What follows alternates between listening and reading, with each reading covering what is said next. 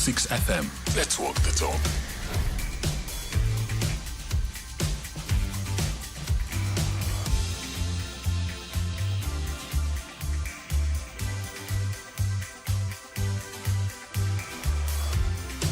Second of July, you're on 7:02, 9 minutes after 3 o'clock. Thanks very much for joining us. John is not here. My name is Thabo Sholemashao. I'm excited to be in your company. We've got a lot to go through, so let's go straight to it. We'll look forward to your calls, your interactions, your dissection of issues that we will be laying on the table this afternoon. We are together up until 6 o'clock. It's going to be a long ride. Bumpy at times, but I'm sure that we will find one another. The usual team is here. The producers, Rifiwe and Kabazela, are behind the scenes cooking up a storm, and Karabo is pressing the buttons. She's a technical producer, making sure that communication between yourself and me goes just perfectly smooth. And of course, the other Karabo will keep you updated with the very latest on the roads, which routes to take, which ones to avoid, and traffic lights that work and the ones that don't on this busy Thursday afternoon, 2nd July. What's coming up on the show today? Dina Pule is back in cabinet. She's the newly appointed Minister of Social Development. Congress of South African Trade Unions is not impressed at all. I gave the best I could do to do my job, and that if in the course of me doing my job I made a mistake, I am sorry, I apologize. That was her first stint, but now she's back. And of course, the issue of immigration is with us and is deeply embedded in the South African body politic. African National Congress, SG Fikile Mbalula, addressed the media earlier. Let us begin with gratitude. On the 30th of June, the country stood firm. They called for a shutdown. South Africa did not shut down. Our children went to school, our workers went to work, our buses, our taxis and our trains ran. Our clinics and our shops stayed open. The economy kept its feet, and we foresee no grave job losses from the action. For this, we thank the overwhelming majority of South Africans who refused to be conscripted into anarchy. And after 5:30, I'm sure there's a favorite artist that you follow. They may be famous, but they may have a song that not everyone knows. The most underrated song from a famous artist. Now I must leave what I can't face. I hope she finds the kids a happy home. Hey, she's better off without me, and I'm better off dead now that she's on. Bill Withers, Better Off Dead, not the famous of the tunes, right? So after 5:30, we'll ask you to send your tunes that you think are underrated from artists that are famous. There are plenty of those. Remember back in the day, there was side A, side B. We'd call those side B songs. 12 minutes after 3 o'clock. Welcome to 702 Drive. My name is Thabo Sholemashao. 702. Let's walk the talk on 92.7 and 106 FM. The team is here, as I said, and of course that includes you, the most important ingredient in this entire formula. We can't do it without you. I always say that because I mean it. Without you, we are not anywhere near where we should be. And part of the team, Rifiwe, is here. Rifiwe, hey, I hope you're good. Hi, Thabo Sholemashao, a.k.a. the prodigal son, back in the building! And to the rest of the 702 family. Hi, everybody. She's happy to see you. She's happy to see me today. I mean, Thabo, this rarely happens at all. I mean, she's never like this. It must have been something that I've done earlier on. I hope you're good. Wonderful. How are you doing? Lovely to see you. Lovely to see you, Rifiwe. And Karabo, you good, man? How's everything? I'm good, sir. Everything is good. Happy to see you. Welcome back. Thank you so much. But I just wanted to find out if someone, Rifiwe, starting off with you, decides to go cold on you. Let's say a friend, and I don't even want to make it about relationships because they always get me into trouble. But let's say a friend family member, relative, they just decide to stop speaking to you for one reason or the other. But you don't know why. They don't answer your calls. You send a message. They just blue tick you. They just disappear into thin air. What do? Do you chase after them and say, hey, Karabo, what did I do to you? Can we meet for coffee? What do you do? Or do you just decide, hey, let them be? Whew, interesting one, Tabo. So I think this conversation is two parts. So I used to be a person that would follow up. And would, I'd turn into a ghostbuster because people are ghosting, a professional ghostbuster. And I would literally become an investigative. Because they're ghosting you. Yes, I'll go back to WhatsApp conversations, right? I will go back to, when you at school, it used to be solve for X. I did maths in higher grade. So I was solving for X. I'm not bragging. Wait, can I continue? Yeah. I was constantly solving for X in my head. I'm like, what did I do to Karabo? What the last time I was with him, did I say something offensive? And I would lose sleep over that, teaser. Yeah. I honestly would trying lose sleep. to connect the dots. Yes, connect did I say the dots. something wrong? Did I say something? Was the dad joke not cute? What is it? But right now, Tabo, I realize in that 2026. 2026, Rifue Litsoa has now become this. This is now my mantra. If you ghost me, I become the biggest ghost. So you go high, I go even higher. What? No, my thing is, I feel like you have the sense as an adult to say, Rifue, when you joked about the fact that my ears look like cauliflowers, it hurt my feelings. But now I must now find out that cauliflowers are not your favorite vegetables. Oh, wow. No, You took it to another I believe level. in conversations like that where let's talk about it. I need to be joking. So you just decide as well, I tit don't for even tat. ask anymore. Yeah. It's also you let part them of- leave. Babes, if you want to leave, it's fine. And if people want to block me, great. I'm the greatest of blockers. Yeah. I don't even take it personally. I believe in self-preservation. Yeah. We cannot be professional ghostbusters. Who are you going to call? Ghostbusters? Absolutely not. Are you not even curious? Next. You, Tony Braxton, let it flow. Let it flow. If I could sing like her, I would have sang. For me, it's like, but why can't you tell me what's wrong? If I heard you, let me know so that I can fix it. Okay. But now I must now ask. Maybe Tabo, they look- yesterday you didn't say Yeah. hi. It's fine. Let it go. Life is short, guys. Can we just... Mr. Charlie, how do you deal with it? So first and foremost, I avoid awkward situations and confrontations. So if you're gonna act awkward, blue tick me, ghost me, you know what? There's 8.3 billion people in this world. I can find other friends. And it's I won't go fine. after you. Obviously, it's gonna eat me. What did I do? And I'll overthink about it. But best believe I will never ever confront you about it. I love the direct translation. It's gonna eat me. It'll hold you. It will eat him up.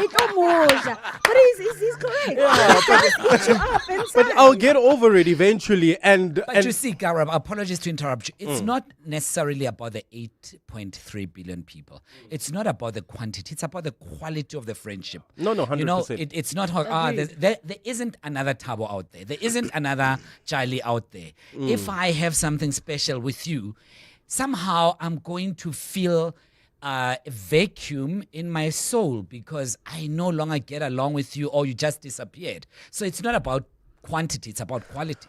I get you, but then at the end of the day, you're putting it's your responsibility to go to that person and trying to dig out what is wrong. What did I and do then at the to end of the you? day, you're not even sure we're gonna reach a solution or we're gonna, resolve this issue. So you know what? We are adults, guys. If you've got an issue with me, come to me. Let it flow. Let it flow. And even if like you've got an issue and you don't want to talk to me anymore, let me know. But I don't owe you that, you see. I'm the guy who disappears. I feel I don't owe you that. But I also don't owe you to go after you. Sorry to interrupt that is you. okay. No, that is fine, fine. But guys. I'm just thinking, I don't owe you an explanation. You're also an adult to know that I might have stepped on Tabo's toes. And let's just... Or maybe you don't know that you've stepped on somebody's toe. Yeah, And then yeah. and then you're gonna bump into each other. Yeah. And then you're gonna be like, and then when? Why are you I'm so a guy. quiet? I went to then visit it's my aunt in awkward. China. Okay. Yeah, hi. I pretend as if you didn't even ghost me. I'll just be like, hey, it's been a while. I'll also Maslo say, Madala. yeah, hey man, long I can't time, ne? pretend, And it's guys. fine. Yeah, And and then we leave it at that. We leave it at I'm that. like, I've got a meeting, let's chat later. 100%. Then I disappear No. again. Life But why goes are we on. pretending, guys? Why are we pretending?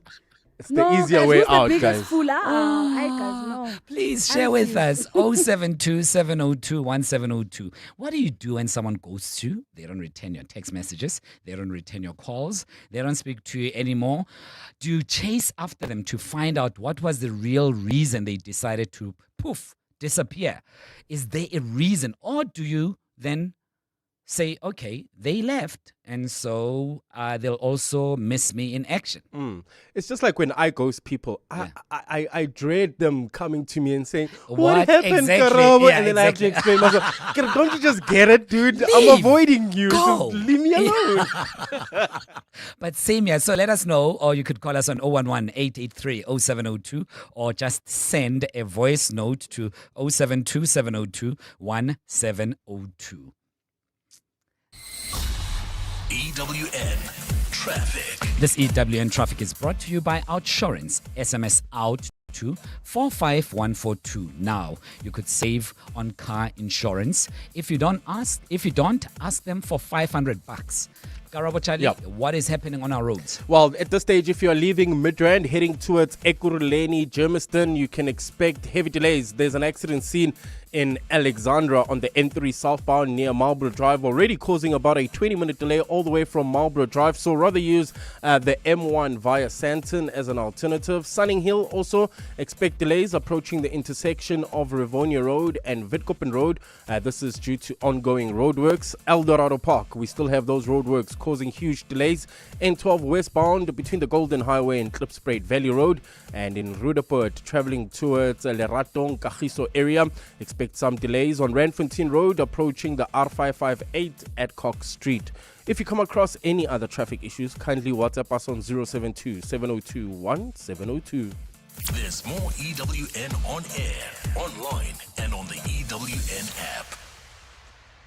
15 minutes chatting with your office besties goes by quickly, but 15 minutes stuck in traffic just drags on. Fortunately, the Outsurance pointsmen are here to save the day. These heroes in green and purple have been easing traffic congestion for the past 20 years. The Outsurance pointsmen helping everyone get where they need to be quickly and safely. Just another way you always get something out. In proud partnership with 702. Show them some love online using hashtag pointsmenlove. Outsurance is a licensed insurer and FSP.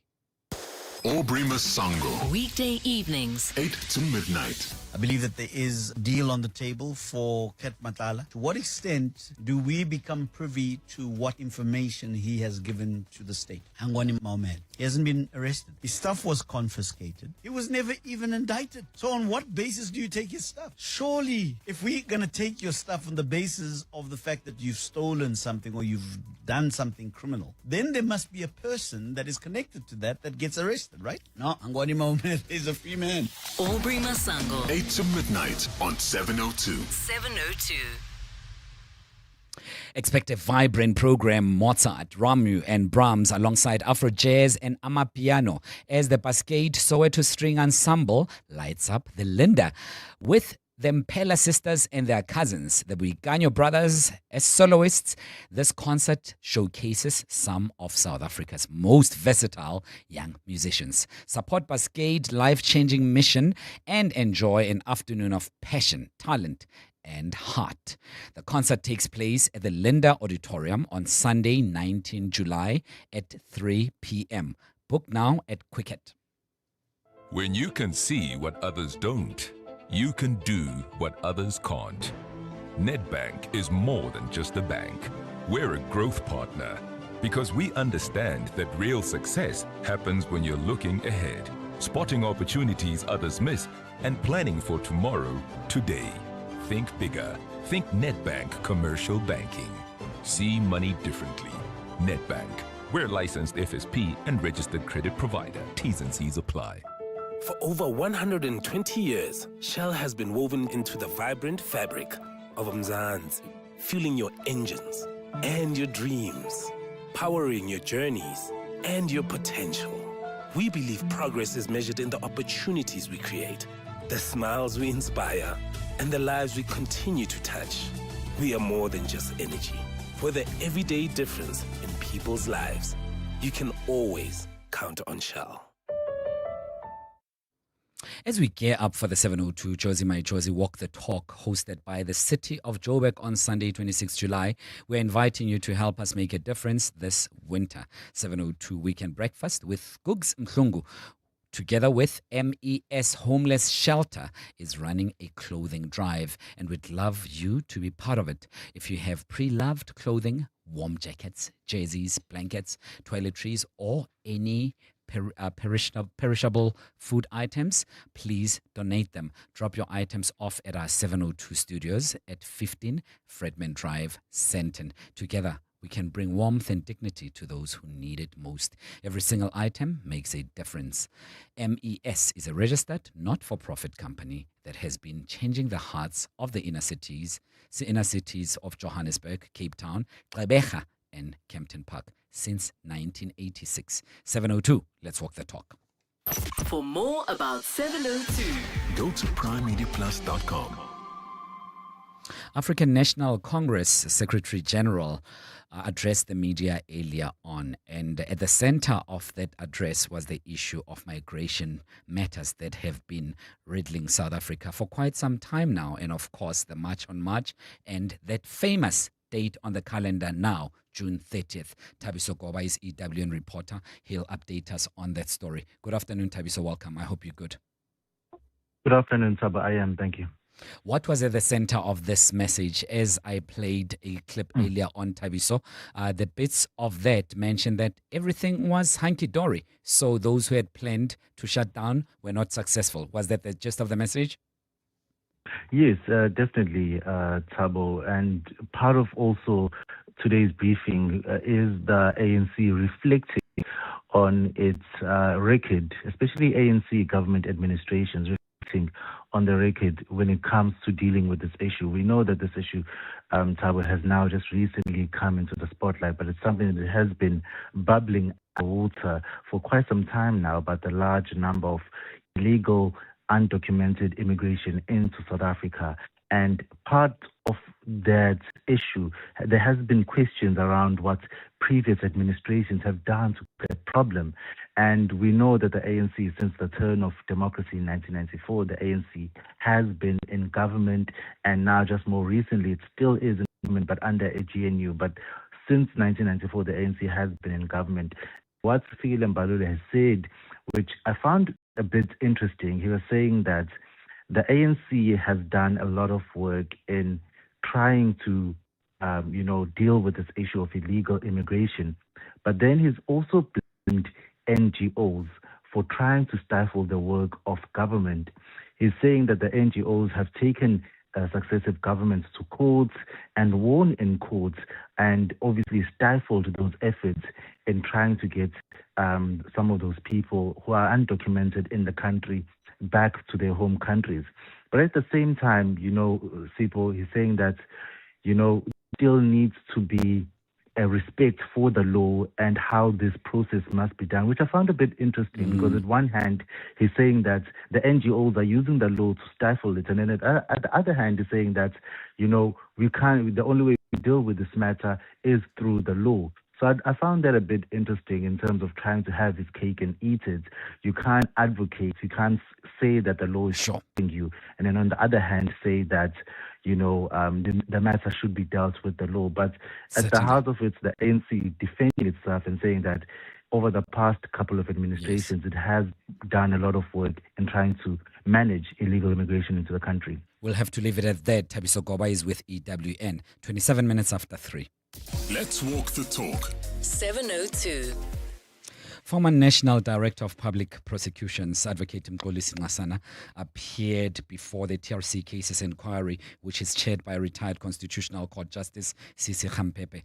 We want to find out how that went about and what was the unfolding thereof, because at that time, he was at the helm of the institution. Khomotso Mundise, your favorite, is here to give us the very latest on that. Khomotso, good afternoon. I hope you're good. I'm very well, Tavo. Thank you for having me.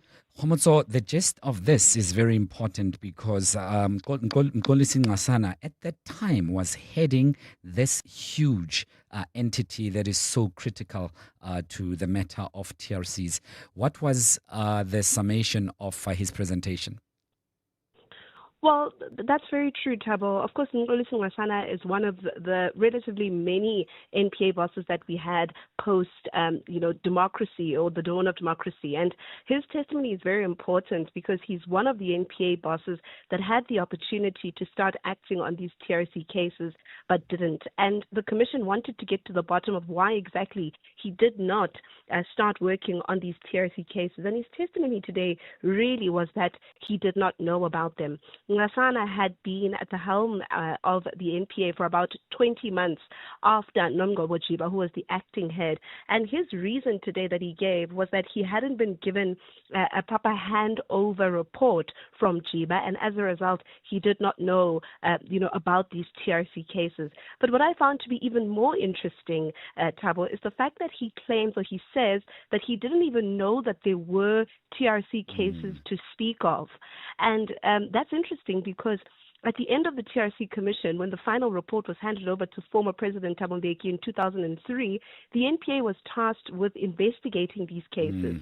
But Nqasana's argument, or Nqasana's testimony today, is that he didn't even know that there was such. He says the most that he knew about the TRC was the fact that, Archbishop Desmond Tutu was the chair, and he knew that there was a TRC. But more than that, he had absolutely no idea that the NPA had been mandated to investigate these cases.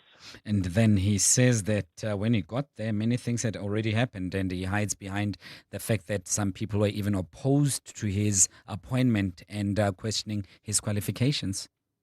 Yeah, absolutely. I mean, a big part of his testimony, Thabo, is the fact that he walked into a very toxic environment. He says already there was a plot to oust him even before he started the job. He says that the former NPA boss, Nomgcobo Jiba, the acting head, had tried to plot and engineer his downfall, going as far as going to his hometown in Umlazi, KZN, to try to get some dirt on him, and even going to his wife's workplace, who used to work for the Road Accident Fund. And he says that this was all part of that plot. And I suppose what he's trying to paint here in terms of a picture is the fact that this person who was the predecessor, that is Jiba, didn't even give me any report because she was trying to architect or engineer, I should say, my downfall anyway. And that's why I couldn't start investigating and prosecuting these cases.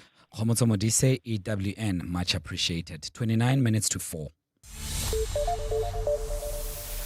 Bali standing by with Eyewitness News headlines. Good afternoon. Welcome, Bali. Thanks, Thabo. Good afternoon. Well, the ANC has defended its track record in government regarding the issue of illegal immigration. The party, which has been in government since the dawn of democracy, has blamed NGOs for stifling the state's effort in tackling the issue. Today, the party spoke to the media at its Luthuli House headquarters in Johannesburg to reflect on the recent anti-illegal demonstrations in the country. Thabiso Goba has more. As the issue of illegal migration continues to grab the country's attention, questions have been raised about the record of previous government administrations in dealing with the matter. The ANC says in the 32 years it's been in national government, it has never supported open borders. The party's Secretary General Fikile Mbalula says NGOs have stifled government's efforts a number of times when it wanted to deport undocumented foreign nationals. The Scala Brini Center, Lawyers for Human Rights, and others have over many years repeatedly and successfully approached our courts to constrain removals and to protect the rights of migrants and asylum seekers. This is the truth the slogan hides. The ANC government has often been doing so much on immigration that the courts themselves have had to rein it in. You cannot, in the same breath, sue the government for deporting and then accuse it of doing nothing. Despite that, Mbalula says the issue of illegal immigration can only be solved by the state through lawful means and not through vigilantism. Thabiso Goba, Eyewitness News. 51 suspects were arrested in KwaZulu-Natal for looting and disruptions during Tuesday's anti-illegal migration demonstrations. KZN authorities held a press briefing in Durban today to share insights on the police's response. On Tuesday, several groups took to the streets across the country demanding that undocumented migrants leave South Africa.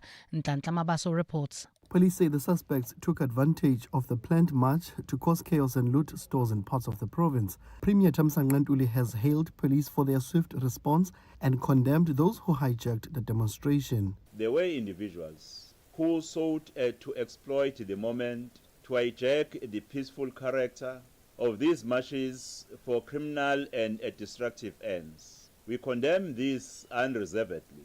These individuals do not represent the will of those who marched in good faith, and they will face the full weight of the law. Ntuli says criminal opportunists hiding behind a political banner have no space in the province. Nhlanhla Mabaso, Eyewitness News, Durban. While South Africa used significantly less electricity in May, with generation down 9% compared to the same month last year. Figures from Stats SA show electricity production rose slightly from April, but output over the past 3 months remained below the previous 3-month period. Electricity distribution to homes, businesses and industry fell by 4.3% when compared with May last year. Stats SA survey statistician Tsolofelo Dintindi. 7 of the 9 provinces registered a decrease in the volume of electricity delivered. Gauteng and Eastern Cape recorded increases. On a month-on-month basis, seasonally adjusted electricity generation increased by 0.6% in May. This followed 3 consecutive months of decline. And in Nigeria, 48 people have been killed following inter-communal violence in the west of the country. According to reports, herder militia armed with machetes raided farmers from the Kamuku ethnic group in the town of Tegina in Niger State. Nigeria's north and central regions regularly see deadly violence over land and water exploitation between farming and herding communities. AFP is reporting that the state is already reeling from deadly violence by jihadists as well as kidnapping for ransom and bandits. While it's a fine afternoon in Gauteng today, temperatures have peaked at highs of between 15 and 18 degrees.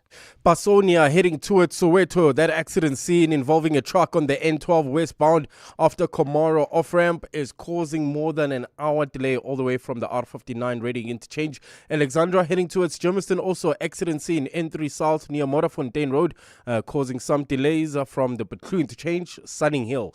Expect delays approaching the intersection of Rivonia Road and Witkoppen due to ongoing roadworks. The top story in EWN, the ANC has defended its track record in government regarding the issue of illegal immigration. What is special about this year's 702 Jozi My Jozi Walk the Talk is that we actually get to experience the city in a completely different way. So often the city is seen in a negative light, and I feel like the Walk the Talk is going to be breathing new life into the city with people falling in love with it again. You must definitely take part in this year's Walk the Talk because, of course, we often engage across from one another via the phone, via the WhatsApp line, but this time we actually get to see each other in person, and it is always such a beautiful experience. This year, I am eyeing the 5 kilometer because I saw that route and I said, this should be interesting, but I'll see. I might challenge myself. Let's see. To enter the 702 Jozi My Jozi Walk the Talk, go to primemediaplus.com or download the app. I'm so excited. Can't wait to see you there. Managing your money is one thing, but having the right team to guide you on every move is another. And these days, it's not just local, it's global too. That's where FNB Private comes in. With a full team of advisors, FNB Private helps you grow your wealth, plan for your family, and put the right structures in place. From investments and property to trusts here and abroad, because it's not just about one win, it's about every decision that gets you there. FNB is a division of First Rand Bank Limited, an authorized financial services and credit provider. Light the fire this weekend with Checkers. We have everything you need to keep the braai and the gees going strong. Get Championship Boerewors, thick or thin, or Boerie Bites for $109.99 per kilo. Simple Truth Natural Lamb Chops for $179.99 per kilo. Steakhouse Classic Man-Size Rump for $189.99 per kilo. And Steakhouse Classic Porterhouse Steak for $199.99 per kilo. Valid until 5 July, only at Checkers. You can become a victim of a legal problem. Wrongful arrest, assault, uncontested divorce, rental disputes, maintenance matters, or labor problems. It can happen to you. Clientele Legal provides tough professional lawyers for an affordable monthly premium. Our legal team is standing by to assist you 24 hours a day. Join today. SMS Legal to 48721. That's legal to 48721. Clientele General is an authorized FSP and licensed non-life insurer. T's and C's online. Standard rates apply. The Dial-A-Bed annual sleep sale is now on with up to 33% off. The Sealy Celebration Plush Comfort Queen Set is now only $8,999. And the 40-Wink Smart Zone Medium Comfort Queen Set is reduced to $9,999. Save $6,500. Plus, get fast delivery on our best sellers. Dial-A-Bed. Sleep for life. 702. WhatsApp us on 072 702 1702. Hi, Tabo. Thank you so much for the show. For me, it really depends on how much I value the relationship. If you're a friend or a family member that I really, really value, I will reach out and find out what happened. Are we cool? Are we okay? What's happening? But if you're not bringing anything into my life, then it's fine. Ghost me whichever way you want to. Hi guys. My name is Kagiso. Yeah, no. If honestly speaking, if somebody ghosts me, I'm an introvert, so if somebody ghosts me, it's like a million problems have gone away. Like I don't even confront them. I don't even try and make some conversation or try to find out where they are. Nah, I can even buy a meat for it. Definitely buy a meat for it because that's how I like it. Afternoon, 70 team. I'm on the other end of that. Yeah, I'm ghosting a guy I used to be friends with. Like, yeah, our friendship was good, but there were certain things that were just we weren't clicking on. And one situation was the straw that broke the camel's back. And yeah, told him, don't contact me, blocked him off social media, blocked numbers, everything. And through a mutual friend, he has no idea what he did wrong. But yeah, I'm that guy. Thanks, Dave from Pretoria. That's not good at all, man. That's not good at all. I suppose you need to let them know. But here I am preaching to you. I'm also like that. But I also ghost people when I don't have anything to say. It could be that they didn't do anything at all. It's just that I'm going through a phase and I wouldn't want them to hear me under the weather, and I just disappear. Not because they did something wrong, but because perhaps I'm in some bit of a lump of sorts where I'm wearing a wet blanket and I just don't want you to see me like that. So we were asking, if you've just joined us, welcome. You're on 702. Thabo Shola Mashao in for John Perlman. We were just speaking about ghosting earlier on, and we were wondering, what do you do when someone just disappears on you? It could be a friend, girlfriend, it could be a colleague, and they just stop speaking to you. You send them a text message, they don't respond. Do you chase after them just to get closure, to understand what happened? Why is it that they've decided to go mum on you?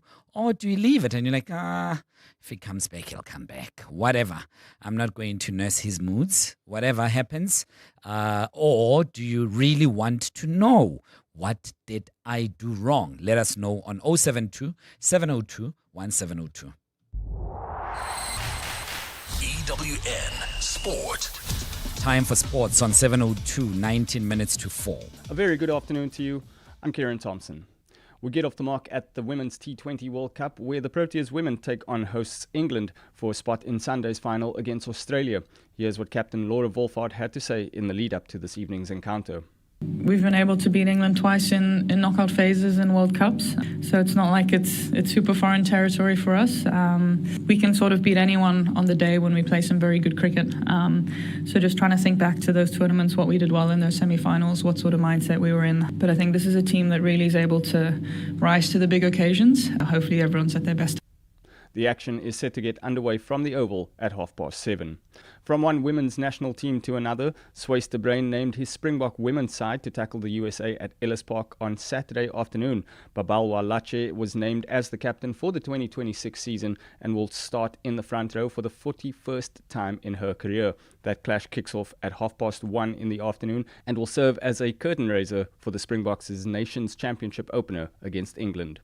Passing the ball to Bafana Bafana now, who arrived back in the country this morning, fresh off their FIFA World Cup exploits.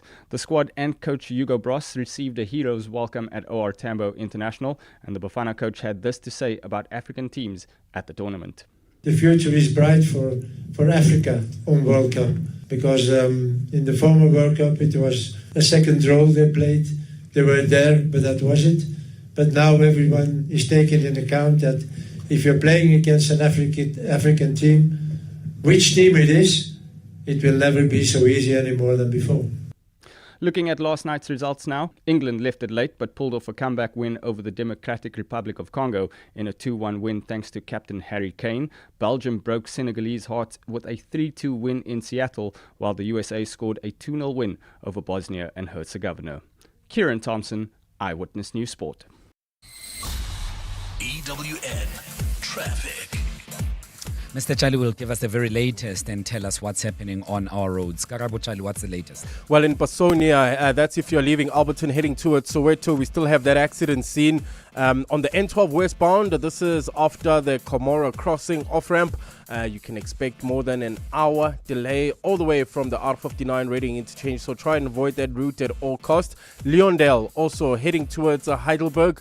There's an accident scene on the N3 southbound before Leondale Road, causing massive delays from Heidelberg Road. In Alexandra, there's that accident scene as well on the N3 south near Modderfontein Road, causing heavy delays from the Patlu interchange. Sunning Hill, expect some delays approaching the intersection of Rivonia Road and Witkoppen due to ongoing roadworks, while in Eldorado Park we also have those roadworks causing heavy delays on the N12 westbound between the Golden Highway and Klipspruit Valley Road.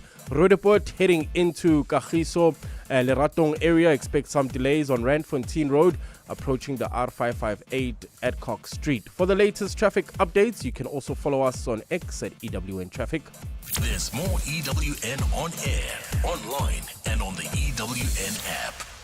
For more about 702, go to primemediaplus.com.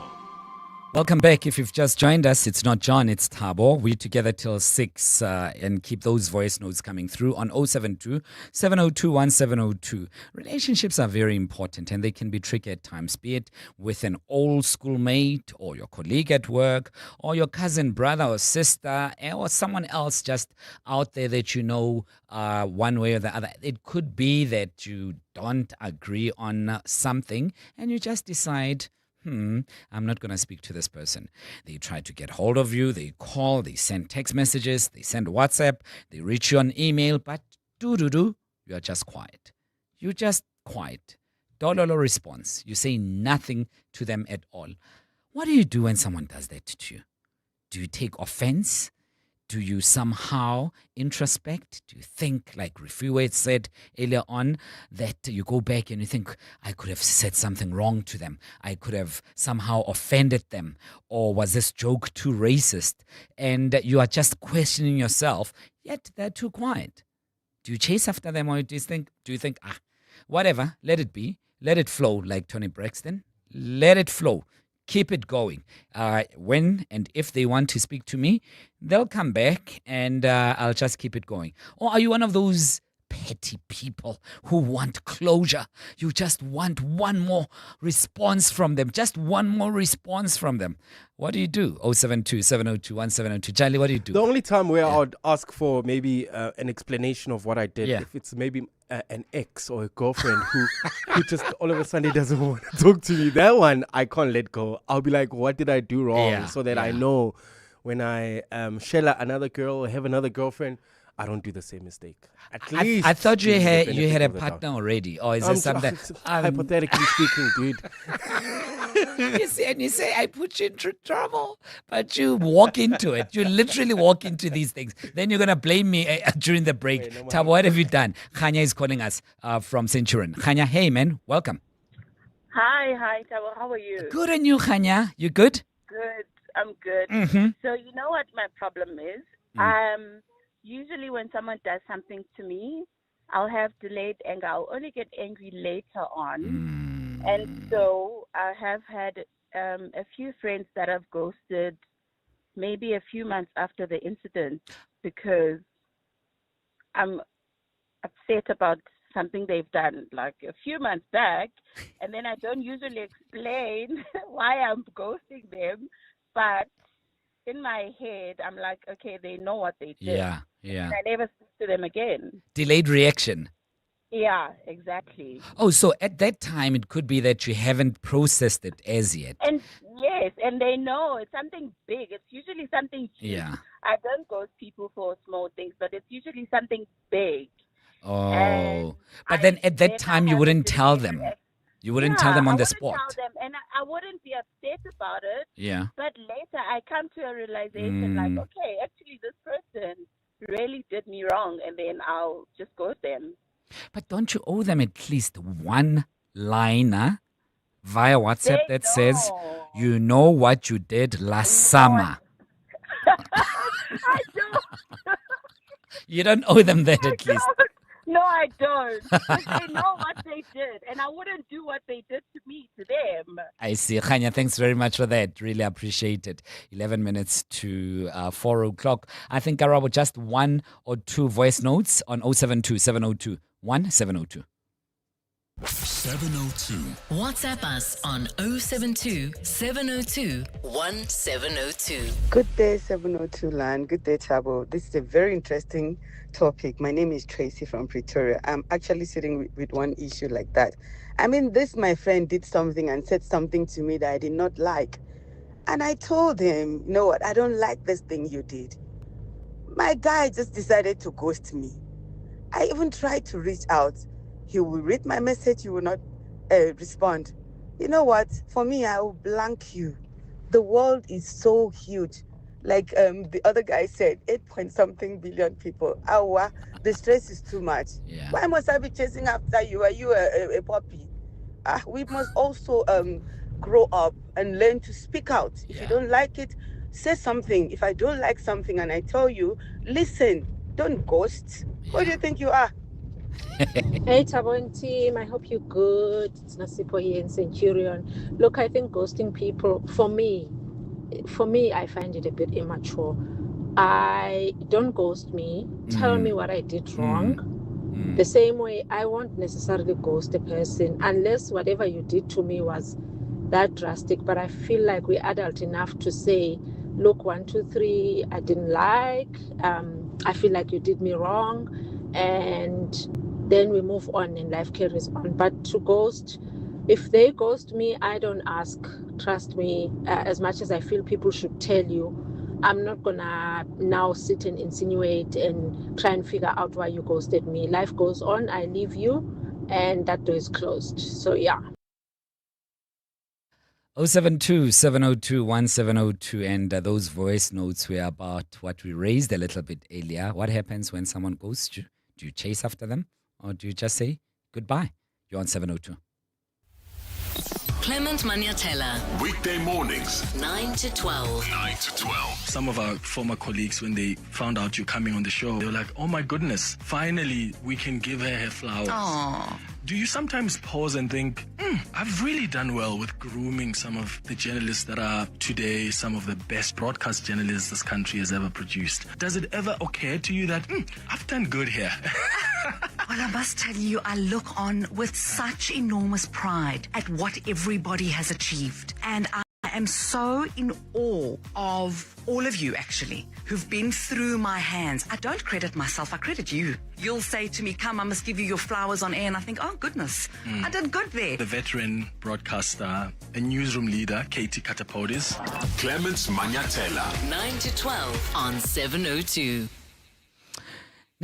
Nedbank Business Ignite on 702 is closing entries soon. This year we're celebrating entrepreneurs who've turned personal challenges into businesses that make a real difference. Catch 702 Breakfast with Bongani Pingwa every morning to meet the finalists and hear their inspiring stories. Go to igniteyourbusiness.co.za on primemediaplus.com to enter. You could win 200,000 Rand and the recognition your business deserves. T's and C's apply. See money differently. Nedbank, an authorized FSP and registered credit provider. Big advances in health are happening right here in South Africa. Local researchers are studying a new TB vaccine called M72 that could help stop people from getting seriously ill. And programs like Cochimpilo are helping men living with HIV overcome stigma, start treatment and stay on it through peer support and private chat guidance. It's South Africans helping shape the future of global health, supported by the Gates Foundation for 25 years. partners of human potential. Smart business moves save money. Switch to Outsurance Business Insurance and you could get a massive 20% discount on your business insurance premium. Here's Stephen from the Villa Rosa. I was with my previous insurer for 8 years and then I switched to Outsurance Business Insurance. I'm very happy with the premiums and switching was the best decision we ever made. Get a quote to switch and save today. Visit outsurance.co.za or call 0600 60,000. Licensed insurer in FSP. TCs and information online. As we gear up for the 702 Josie My Josie Walk the Talk hosted by City of Joburg on Sunday, 26 July, we're inviting you to help us make a difference this winter. 702 Weekend Breakfast with Gugs Mhlungu together with MES Homeless Shelter is running a clothing drive and we'd love you to be part of it. If you have pre-loved clothing, warm jackets, jerseys, blankets, toiletries, or any non-perishable food items, please donate them. Drop your items off at our 702 studios at 15 Fredman Drive in Sandton. Together, we can bring warmth and dignity to those who need it most. Every single item makes a difference. MES is a registered not-for-profit company that has been changing the hearts of the inner cities of Johannesburg, Cape Town, Gqeberha, and Kempton Park since 1986. 702, let's walk the talk. For more about 702, Go to primemediaplus.com. 702 in conversation with FNB Private, South Africa's best private bank, the Euromoney Global Private Banking Awards 2026. FNB is a division of FirstRand Bank Limited, an authorized financial services and credit provider. And FNB Private has been recognized at the prestigious Euromoney Global Private Banking Awards 2026, reinforcing its position as a leader in private banking and integrated wealth management across South Africa and the broader South African market. Among its standout achievements were accolades for best discretionary portfolio management in South Africa and across the continent, as well as recognition for its strong equity investment capabilities. Today, we are joined by Renzi Tirumalai, CIO at FNB Wealth and Investments, to unpack these achievements. And I have to welcome Renzi. Renzi, welcome. Please forgive me a million times for butchering your surname. Now I know what it's like when people butcher mine. My humble apologies. I hope you're well. Good afternoon. Good afternoon, Tava. Thanks for having me. And you did a pretty good job on the surname, so no worries there. Thanks again. You know, Renzi, FNB was recognized for best discretionary portfolio management in South Africa and across Africa, to be honest. What makes you different? What distinguishes your discretionary offering in these markets? Yes, so our ethos is really around being deeply client-centric. So we want to partner with our clients and walk the journey of financial management with them from start to finish. And so what that means is we're not in the business of selling products. We're in the business of developing solutions that we customize to each client's individual need. Now, that approach helps you focus, and one of the big things we sort of strive for is simplicity, because we understand that investments can be quite a daunting thing for people to talk about. And so simplicity helps make the conversation easier with customers, and like we always say, focus breeds quality. So when we're focused, we have a higher likelihood of getting to our investment goals. Mm-hmm. And I mean, FNB has also been recognized for its equity capability in South Africa and Africa. Share with us, how do equities fit within your broader investment strategy? Sure. Equities are really the growth engine of your portfolio. It's the stuff that does the heavy lifting, that has the highest likelihood of getting you to your long-term growth objectives. So it's very important to get that stuff right. We're focused deeply on capital preservation, but the three key things here are: one, make sure what we buy is quality; two, make sure we buy it at the right price; and then three, make sure we give it a long enough time horizon so that you can unlock that value. There must be something that differentiates your approach to equities investing, particularly in local and regional markets. What are those? It's one thing for me, to be honest. I've already said we keep things simple, but the one thing is, despite having a deeply sort of experienced team and with all the qualifications and expertise you would expect, the thing that I think differentiates us is passion. You can't study for that. It's something people just have or don't have. And our team is deeply passionate about investing. They're deeply passionate about clients and getting clients to their objectives. Renzi, across these recognitions, sustainability, discretionary portfolio management, and equities, how do you ultimately translate its capabilities into better outcomes for clients? So one of the things I always stress in the team is that diversity strengthens the quality of decision making. So that means we need a balanced team, and I mean diversity across all dimensions, whether it's the background, gender, the qualifications, experience, whatever it is. That diversity of thought and challenge gets us to better outcomes for clients. And then my job mainly is to make sure that, one, the quality of outcomes is strong, and two, that we can repeat it with consistency so that clients get high quality outcomes throughout their journey with us. Sounds like a plan. Renzi, thank you so much for your time. Really appreciate it. I'm hoping that we'll get another opportunity to chat about this very important subject in the near future. Hope so too. Thanks very much for having me. Really appreciate it. Renzi Tirumalai, who's the Chief Investment Officer at FNB Wealth and Investments. Managing your money is one thing, but having the right team to guide you on every move is another. And these days, it's not just local, it's global too. That's where FNB Private comes in. With a full team of advisors, FNB Private helps you grow your wealth, plan for your family, and put the right structures in place. From investments and property to trusts, here and abroad, because it's not just about one win. It's about every decision that gets you there. FNB is a division of First Rand Bank Limited, an authorized financial services and credit provider. This is EWN. The ANC welcomes return of Dina Pule to the executive, and Nxasana accuses his predecessor of plotting his downfall.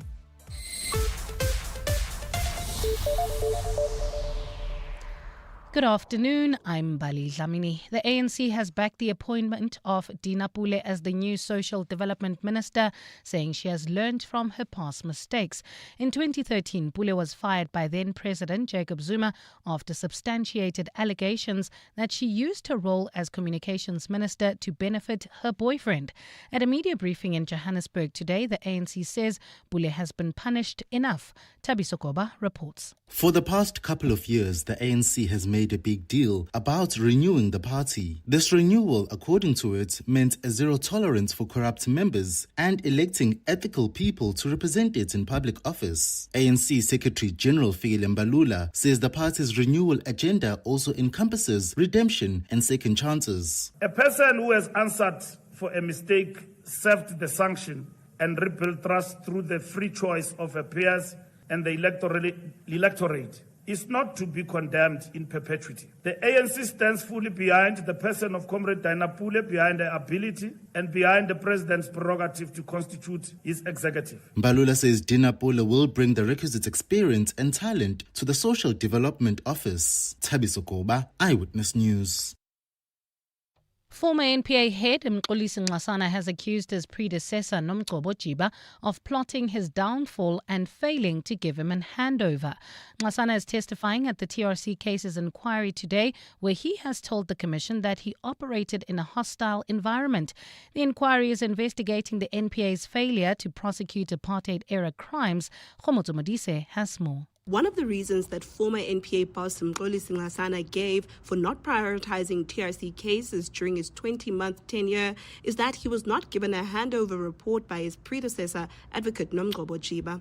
Nxasana has told the commission that while he attended several board meetings, there was never any mention of TRC cases, and despite the NPA being tasked with investigating the cases in the years prior, Nxasana says he never knew anything about them. I did not even get the handover report from my predecessor. And I'm sure that if that had happened, I'm sure that the matters of the TRC matters would have been covered there, and they would have been brought to my attention. Nxasana became emotional today on the witness stand when he recalled how he was suspended by former President Jacob Zuma, who had headhunted him for the job. He believes Jiba was feeding Zuma lies that Nxasana was investigating him, which prompted his axing. Khomozo Modise, Eyewitness News. The Constitutional Court has found the extent of meaningful public participation in the decision to sell a former school in Cape Town's seaside suburb of Sea Point to have been inadequate. Today, the Western Cape government suffered a major blow in the ConCourt over its handling of the 2015 decision to sell the Duffelberg School.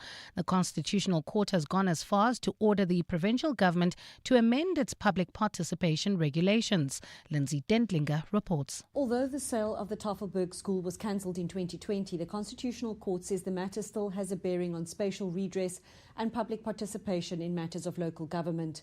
Handing down judgment today, Justice Nonkosi Manhlantla said the facts in the Tafelberg case show that an inadequate public participation procedure was adopted. The court noted that the first period of public comment after the decision to sell was taken in November 2015 fell squarely within the Christmas holiday period.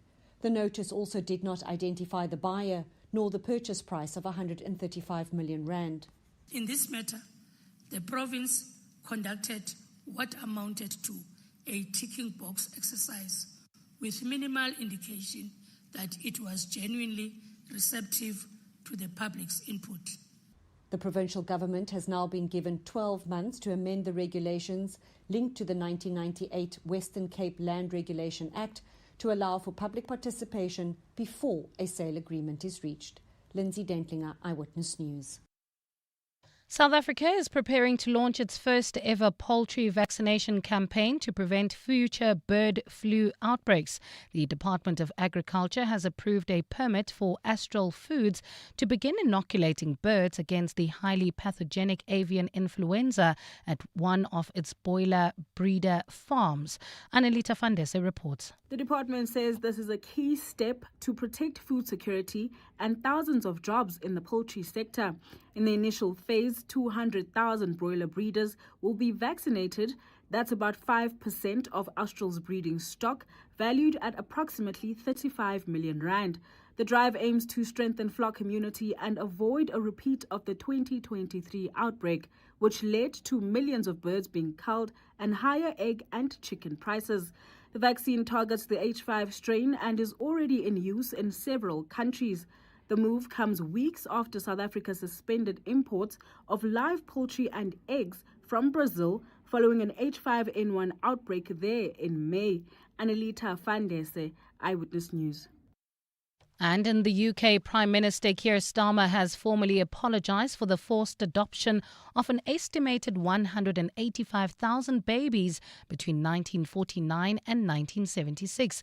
The babies were born to unmarried mothers in England and Wales.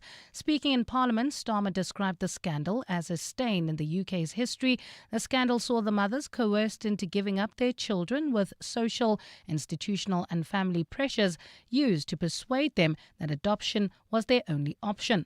Starmer added that the removal of the children was embedded within the systems across all local authorities. While gold is trading at $4,141.42 an ounce, the rand is at 16.23 to the dollar, 21.71 to the pound, 18.58 to the euro, and Brent crude oil is at $70.57 a barrel. Basonia heading towards Soweto. There's that accident scene, N12 westbound after Komora off-ramp, but this is causing more than an hour delay all the way from the R59 Reading interchange. Leondale heading towards Heidelberg. Also accident scene, N3 South before Leondale Road, causing huge delays from Heidelberg Road. Alexandra, again accident scene, N3 South near Modderfontein Road, causing heavy delays from the Butlu interchange. In the world of sport, Bafana Bafana coach Hugo Bross reveals that nerves got the better of his side in their FIFA World Cup opener. Laura Wolfhard admits that the Proteas women need to be more ruthless, and Manchester City confirmed the capture of Elliot Anderson from Nottingham Forest. A fine Friday in store for Gauteng tomorrow. Johannesburg dropping to overnight lows of 0 degrees, peaking at 16. Pretoria 3 and 17, and Vereeniging 1 and 15 degrees. The top story in EWN, the ANC has backed the appointment of Dina Pule as the new Social Development Minister, saying she has learned from her past mistakes. EWN, in touch, in tune, and independent. For the latest, visit ewn.co.za or download the EWN app. 702. Live On the Prime Media Plus app. DSTV channel 856 92.7 and 106 FM. Let's walk the talk.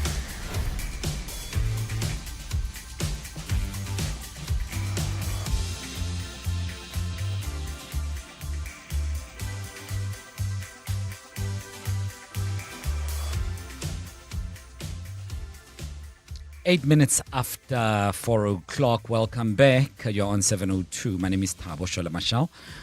John Perlman is not here. I'm with you all the way till 6 o'clock. Great having you with us. If you've just joined us, you've missed out on a great hour, but in time for 2 more hours of great radio. Don't go anywhere. Don't miss it. And we have so much more in store for you. Earlier on, we had a little bit of a banter about frivolity of sorts, and we are asking, if someone ghosts you, what do you do? If someone stops speaking to you, what do you do? And we've asked you to send your voice notes to 072 702 1702. Alternatively, give us a call on 011 883 0702. In a short while, we'll also be speaking to Matthew Parks of Cosatu about Dina Pule making a comeback into cabinet. As you'd remember, President Cyril Ramaphosa has appointed Dina Pule as the Minister of Social Development. Poison chalice, some may argue. And it was not just Dina Pule, many others, and that also saw the demotion of one John Steenhuisen. But Cosatu is not impressed with the appointment of Dina Pule. They'll tell us why. Keep those calls coming on 011 883 0702. 702 Let's walk the talk on 92.7 and 106 FM. Timen, I was listening to that briefing. I'm not sure whether that briefing was to address the South Africans or it was ANC talking to itself. The dust is settled. Which dust? Some of the shops are even closed today. You go to Joburg, some of the shops are even closed today. There's no dust that is settled here. Yo, Tabo, I used to pine over being ghosted. I used to curl up in a fetal position, just the thought of being blocked. I used to pick myself apart. You know, every word, every sentence, every tone. And I realized that it was because I was under-invested in myself. I was under-employing myself towards the self. And when I realized that people are not always thinking about you, people are not always trying to offend you, people are not always trying to ignore you, they are doing it themselves. A week would go by and I would be so unbothered. So I think the idea of ghosting really relies a lot on the self. Hello guys, your topic is a bone of contention. In the 60s, 70s and 80s it was only good manners to man your man and say your say, and if you didn't like somebody you said so and you said why. It was almost as if though you were entitled to an explanation. And now in the modern era, as Jordan Peterson says, the famous Jordan Peterson, if you're talking and somebody's not listening, stop talking. Yeah. As simple as that. As simple as that. And at times, it's nothing malicious, really. It's not that we hate you or whatever else. Maybe we're going through our own things. So if someone is ghosting you, be ghostable. 12 minutes after 4. EWN Traffic. This EWN traffic is brought to you by Outsurance. SMS out to 45142 now. You could save on car insurance. If you don't, ask them for 500 rands. I'll ask you, Mr. Chali, what's happening on our roads? Well, I must say, Thabo, it's a busy traffic afternoon, so please allow for extra traveling time, particularly if you are leaving Alberton heading towards Soweto. There's that accident scene in Basonia, N12 westbound after the Komoro off-ramp. This is causing more than an hour delay all the way from the R59 Reading interchange, Leondale heading towards Heidelberg. There's also an accident scene, N3 South before Leondale Road, causing huge delays all the way from Heidelberg Road. That's coming from Score Metals in Alexandra. Traveling towards Bedfordview, accident scene. N3 South near Morafontein Road. This is causing huge delays all the way from the Patlu interchange. Sunning Hill, expect delays approaching the intersection of Rivonia Road and Witkoppen due to ongoing roadworks, while in the south, El Dorado Park roadworks causing heavy delays on the N12 westbound between the Golden Highway and Klipspruit Valley Road. In Devland, traffic also sluggish on the Golden Highway between the N1 and the N12 and the west side of Joburg. Roodepoort expects some delays on Randfontein Road. That's heading towards Leratong, approaching the R558 at Cox Street. If you come across any other traffic issues, kindly WhatsApp us on 072-702-1702. There's more EWN on air, online, and on the EWN app. Clever excuses for being late, number 92. I had to rescue my cousin's neighbor's cat from a tree. Fortunately, with the Outsurance pointsman on the roads, you no longer have to come up with creative excuses for being late. The Outsurance pointsmen have been easing traffic congestion so we all get to where we need to be quickly and safely for the past 20 years. With Outsurance, you really always get something out. In partnership with 702, Outsurance is a licensed insurer in the FSP. For more about 702, go to primemediaplus.com. She was once fired from cabinet for unethical conduct at the helm of the crucial Department of Social Development, and now she makes a comeback. Her name is Dina Pule. You will have to call her Minister Dina Pule. And political parties, civil society organizations are up in arms, and they're asking, why did President Cyril Ramaphosa appoint Dina Pule after that sordid episode? Matthew Parks speaks on behalf of Cosatu. Matthew Parks is Cosatu parliamentary coordinator, and Matthew joins us right now on this particular matter. Matthew, always great chatting to you. Good afternoon. Welcome. Good afternoon. Thank you for having us. You're not letting bygones be bygones? There's still a bone to chew with Dina Pule? No, we have no problem with her as a person, and she's been a member of parliament for the past 2 years. She's been chairing a portfolio committee. But when it comes to being a member of the National Executive, a member of Cabinet, we think there needs to be a very high bar set, especially given that we come from a decade of state capture and corruption, where workers paid their price, workers lost jobs, workers' taxes were squandered, stolen, the economy was plunged into a ditch because of it. And so society's got the right to be irritated by politicians, it's got the right to expect better. So I'm not saying she must not be, be a member of parliament, but I think when it comes to the executive, no, we need to have a very, very high standard here. And we think it leaves much to be desired, because it is not a question of a traffic ticket or a late municipal bill. The Public Protector's reports, Parliament's own ethics committee, was scathing the allegations of corruption by her partner, partner getting tenders from her department. Sure.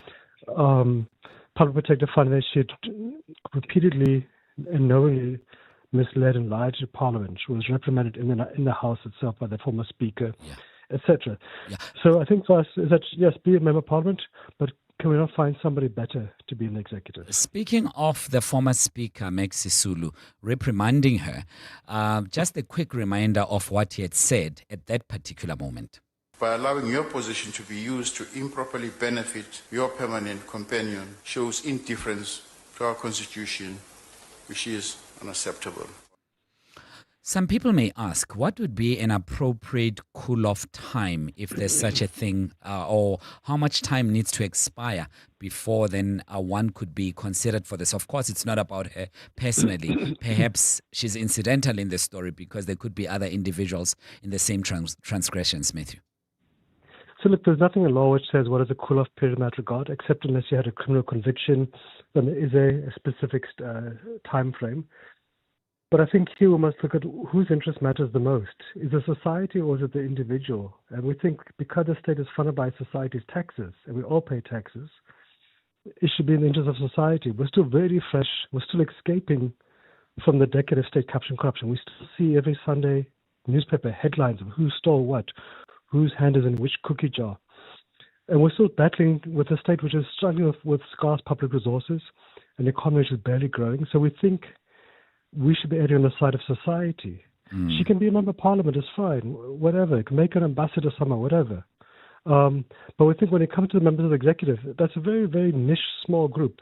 Politicians don't have the right to sit in the executive. And we think in that instance, government has to lead by example at all times. It must be led by presidents with impeachable integrity. This is not a small department she's been tasked to lead. It's one of the critical portfolios dealing with service delivery. Social development plays a critical role providing social grants for about 28 million of our most indigent citizens. It's a very large budget. And society wants to know those monies are safe, that there will not be another story of a partner getting contracts, gallivanting around the world. So I think for us, that's a problem. But also, this department has had 3 ministers in a row who have left with a cloud hanging over their heads. Serious allegations have been hauled before courts. This leaves much to be desired. It doesn't send a positive signal in any which way.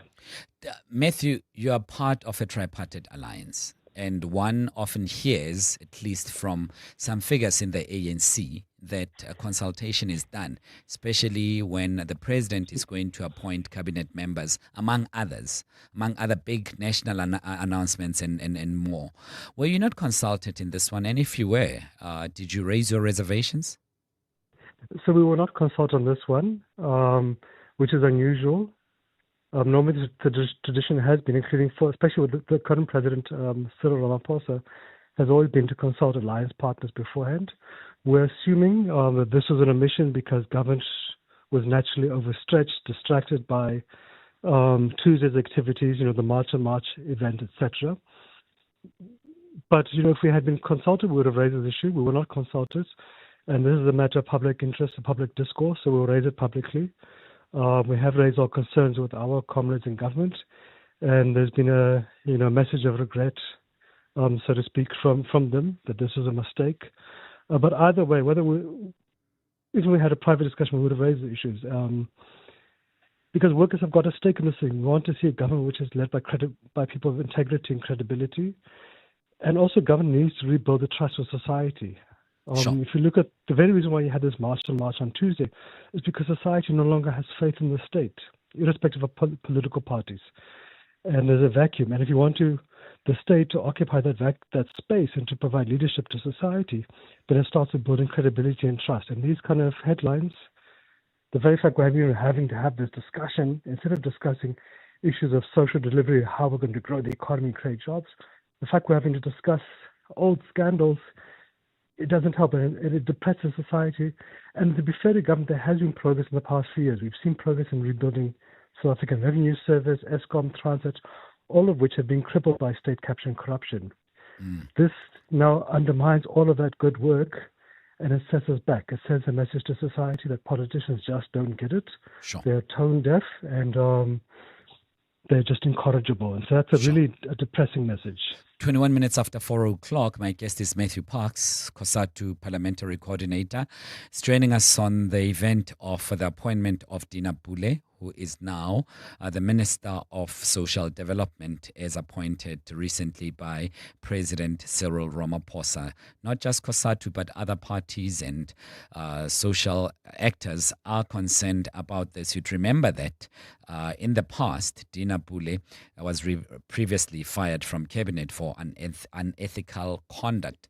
And on that fateful day, after being reprimanded by the Speaker of the House, one of the veteran MPs, activists, and liberation fighters, Ben Turok, took to the podium, and this is what he had to say on the matter. Throughout the hearings, it was clear that there was collusion between Honourable Pule and some senior officials in presenting a false version of their activities. The gravity, that's what I'm trying to get to, Matthew. Is it such that it disqualifies Dina Pule from occupying this particular positions? Is it almost like going back to the crime scene? We think so, exactly. And just because the law might say you have a legal right to occupy a position. So you could go to prison, spend 5 years in prison, and then, 5 years outside prison, you would be eligible to go to parliament according to the constitution. You would be eligible thus to go to cabinet. Doesn't mean it would be right. In a society which is really scarred, suffering from the trauma of state capture and corruption, this is the wrong message. This is the wrong move. There's no amount of explanation or perfume you can make it smell nice. And the fact that you even have to try to explain it to a society which is exhausted by corruption, you have lost the argument. This is just an own goal. It's unnecessary and it benefits nobody. And in fact, it just becomes another negative headline when we really don't need negative headlines in the country. What's Cosatu going to do from now on? Because clearly this has rubbed you off in a wrong way, not just you, but other aspects of society. But you have a chair at the table. No, we'll continue to raise it. We'll keep raising it. We don't stop raising it. As much as it irritates our own comrades, we'll keep raising it because we must be guided by principles. The minute we start being guided by friendship, or by opportunism, then we'll be found badly wanting. So we'll continue to raise it publicly, privately. There's no other choice but to do so. Sure. Matthew, allow me to just take a quick call and then I'll come back to you and release you and we'll move on. 24 after 4. Ali is calling us from Tembisa. Ali, hi. From Tsakane. Great show. Thank you. And I must say, your guest you're having there, Mr. Parks, is always very sober-minded in terms of his articulation of event. And thank you to your guest. But a quick one. This Department of Social Development, if the passes, if we judge it by the history, it looks like it's always having an incumbent with smaller skeleton. And I don't know why they continue to dent it. But I'm surprised by everyone who's surprised by this appointment because this is what our leaders in Parliament, ANC specific, has been doing. A lot of people who have been mentioned in Zondo Commission are in Parliament now. We don't have to raise our eyebrows because she's in cabinet. If there's anything that dents your image, any shenanigans of corruption, we're not casting any aspersion of guilty. Step aside. When are they going to use their step aside? In conclusion, it means in 5 years' time, we'll have the fired minister, CCC, back in cabinet again. It's just a vicious circle. I'm not surprised, and we shouldn't be surprised. There's more coming. Thank you so much. Ali is in Tsakane. Matthew, as we say goodbye to you, have you written to the president? Have you written to the ANC? Your meetings, I don't know how frequently they sit, and to what extent? And this has been an age-old question, by the way, where people are asking the alliance partners, to what extent do their presence have gravity on the matters regarding the ANC, particularly appointments such as this one? Look, we have communicated our frustration to the ANC, to government. We'll be meeting them soon in different meetings on different matters, but these issues will continue to be raised. We've actually asked for an alliance summit to be convened soon, which I hope it will happen soon, to discuss many burning issues facing the state and society and the economy. We'll keep raising these issues publicly, privately. Sometimes you win arguments, sometimes you don't win it. But I think for us, we have to keep raising it, because if you don't raise it, then who will raise it? And if you keep quiet, it means you're tacit when wrong things are done. And if you don't raise issues, then people will not learn from their mistakes. So we'll continue to raise it and hoping that our comrades grasp the mistakes. And we'll be failing our duty if we didn't do so. Workers would be correctly angry with us if we didn't do so. And, taxes are workers' money. The state's got a role to play, uplifting working class communities from absolute poverty and misery. And this provides a wrong message. And Ali's point that this department is critical needs to have sober leadership, not leadership explaining shenanigans. Matthew Parks, Cosatu Parliamentary Coordinator, 27 after 4. EWN Business.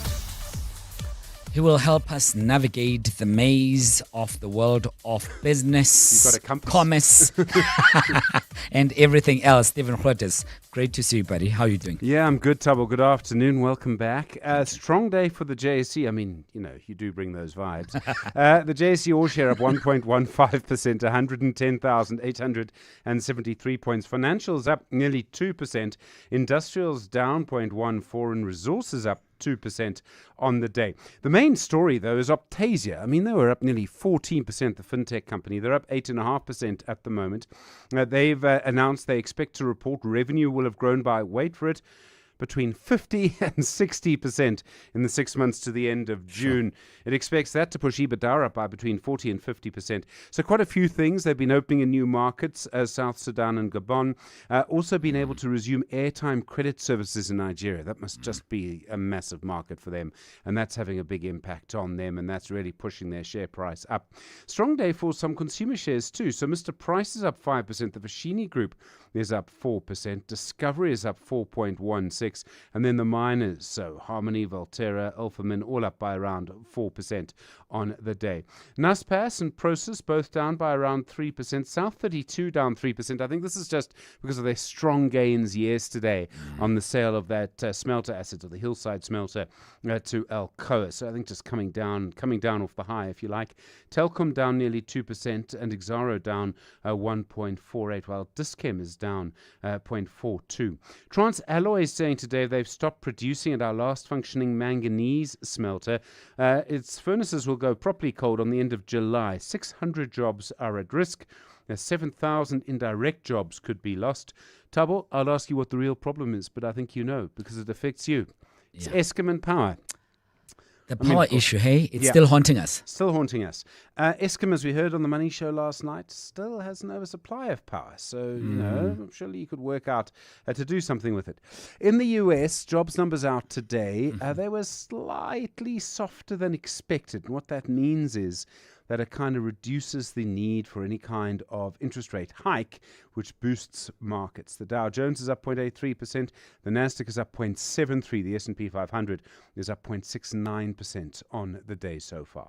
The gold price, $4,130.83. Platinum, $1,626.91. Brent crude, $70.87. The rand to the dollar, 16.23 to the euro, 18.59 to the British pound, 21.72. Stephen Crotus, EWN Business. And he's back with you in about an hour's time or so. But for now, Mbali Dlamini is standing by with Eyewitness News headlines. Good afternoon, Mbali. Thanks, Thabo. Good afternoon. The appointment of Dina Pule as the new Minister of Social Development continues to attract backlash from the political sphere and civil society watchdogs. Trade union Cosatu has also weighed in because it was not consulted on the move. But Parliament's Social Development Committee is giving her the benefit of the doubt, despite previously being sanctioned by Parliament for unethical conduct. The committee says her appointment is fitting given Pule's recent experience with committee oversight responsibility. Lindsay Dentlinger has more. At the time Sisisi Tolashe was dismissed as minister, Parliament's Portfolio Committee was considering the findings of investigations into dodgy appointments in her office. The DA and Action SA are among the parties that have expressed their distaste at her replacement, given Dina Pule's past as minister, after both the Public Protector and Parliament's Ethics Committee made findings of unethical behaviour against her more than a decade ago. However, the committee she will report to says it appreciates the President making a permanent appointment. Chairperson of the Social Development Portfolio Committee, the DA's Bridget Masango, to whom Pule will account as Minister, says over the past 2 years, Pule demonstrated leadership as the chairperson of the Agriculture Committee, despite the challenges that arose in that portfolio. Masango says the committee is optimistic that Pule will rise to the occasion in her new responsibility to make her mark in this portfolio, responsible for managing billions of rand meant for the country's most vulnerable citizens. Lindsay Dentlinger, Eyewitness News, Parliament. Action SA has lodged a formal complaint with the Public Protector calling for an investigation into Resolve Communications and its dealings with DA ministers. The complaint follows allegations made by former DA leader John Steenhuisen that the firm, owned by former DA leader Tony Leon, arranged meetings between its clients and DA ministers. Steenhuisen has alleged that the meetings included Starlink's engagements with Communications Minister Solly Malatsi and claims Malatsi was pressured over the pace of government's response. Action SA spokesperson Michael Beaumont. This isn't any organisation. This is one headed by a former DA leader, someone with considerable political clout, someone who negotiated the GNU and created the ministerial positions for these DA ministers to occupy, only then to go knocking on their doors and to seek favours for their clients. From an Action SA standpoint, we are very concerned. We believe this must be investigated. And in France, local media is reporting on a huge buzz around some supermarkets in Paris, with residents scrambling to get their hands on bargain air cooling units. The scramble comes before the next heatwave is set to hit the French capital this weekend. Police were called to at least 2 stores as huge crowds descended on these supermarkets trying to get their hands on basic affordable aircon models. France has just been through a record heatwave that led to deaths, overwhelmed hospitals and closed schools. Due to historically mild summers, few homes and schools in France are equipped with air conditioning. This makes them ill-equipped to face frequent heat waves that scientists say are linked to global warming. A fine Friday in store for Gauteng tomorrow. Johannesburg drops to overnight lows of 0 and 3 degrees and highs of between 15 and 17. Pasonia, we're still dealing with that accident scene N12 westbound after the Comora off-ramp, and this is still causing about an hour delay all the way from Fuatreka Road. Leondale, accident scene N3 South before Leondale Road, causing huge delays all the way from Score Metals. And in Alexandra, also accident scene N3 South near Morafontein Road, causing heavy delays from the Batlu interchange. The top story in EWN, the appointment of Dina Pule as the new Minister of Social Development continues to attract backlash from the political sphere and civil society watchdogs. What is special about this year's 702 Jozi, My Jozi Walk the Talk is that we actually get to experience the city in a completely different way. So often the city is seen in a negative light, and I feel like the Walk the Talk is going to be breathing new life into the city with people falling in love with it again. You must definitely take part in this year's Walk the Talk because, of course, we often engage across from one another via the phone, via the WhatsApp line, but this time we actually get to see each other in person, and it is always such a beautiful experience. This year, I am eyeing the 5 kilometer because I saw that route and I said, this should be interesting, but I'll see. I might challenge myself. Let's see. To enter the 702 Jozi, My Jozi Walk the Talk, go to primemediaplus.com or download the app. I'm so excited. Can't wait to see you there. The Dial-A-Bed annual sleep sale is now on with up to 33% off. The Sealy Celebration Plush Comfort Queen Set is now only $8,999, and the 40-Wink Smart Zone Medium Comfort Queen Set is reduced to $9,999. Save $6,500. Plus, get fast delivery on our best sellers. Dial-A-Bed. Sleep for life.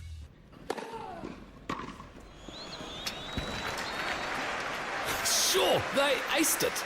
The Championships Wimbledon experience with the Mzansi Advantage is back at Amex Tennistown Monte Casino between 11 and 12 July 2026. Enjoy VIP hospitality, the ultimate big screen experience, a kids fun zone, and so much more. Buy your tickets now on Howler and get 50% off on limited tickets when you use your Amex card. Tennis is better with Amex. American Express Cards is operated under license in South Africa by Nedbank, a licensed financial services and registered credit provider. T's and C's apply. From the moment you leave home in the morning, infrastructure can never be ignored. It's a big part of almost every step that you take, from the roads you drive on and the traffic lights that stop you, the bridges that you cross, the offices you work in and public spaces you move through. It quietly shapes your day. So how do you make sure it's safe, reliable, and built to last? Infrastructure, that is. Well, tomorrow catch the Clement Manyatela show live from the Public Works and Infrastructure Summit, hosted by Council for Built Environment in Modderfontein. Happening under the theme From Collapse to Confidence, Strengthening Public and Building Safety, Asset Management, and infrastructure delivery. The summit comes at a very critical time, very important time, that is, as SA continues to grapple with infrastructure failures, building collapses, and delivery challenges.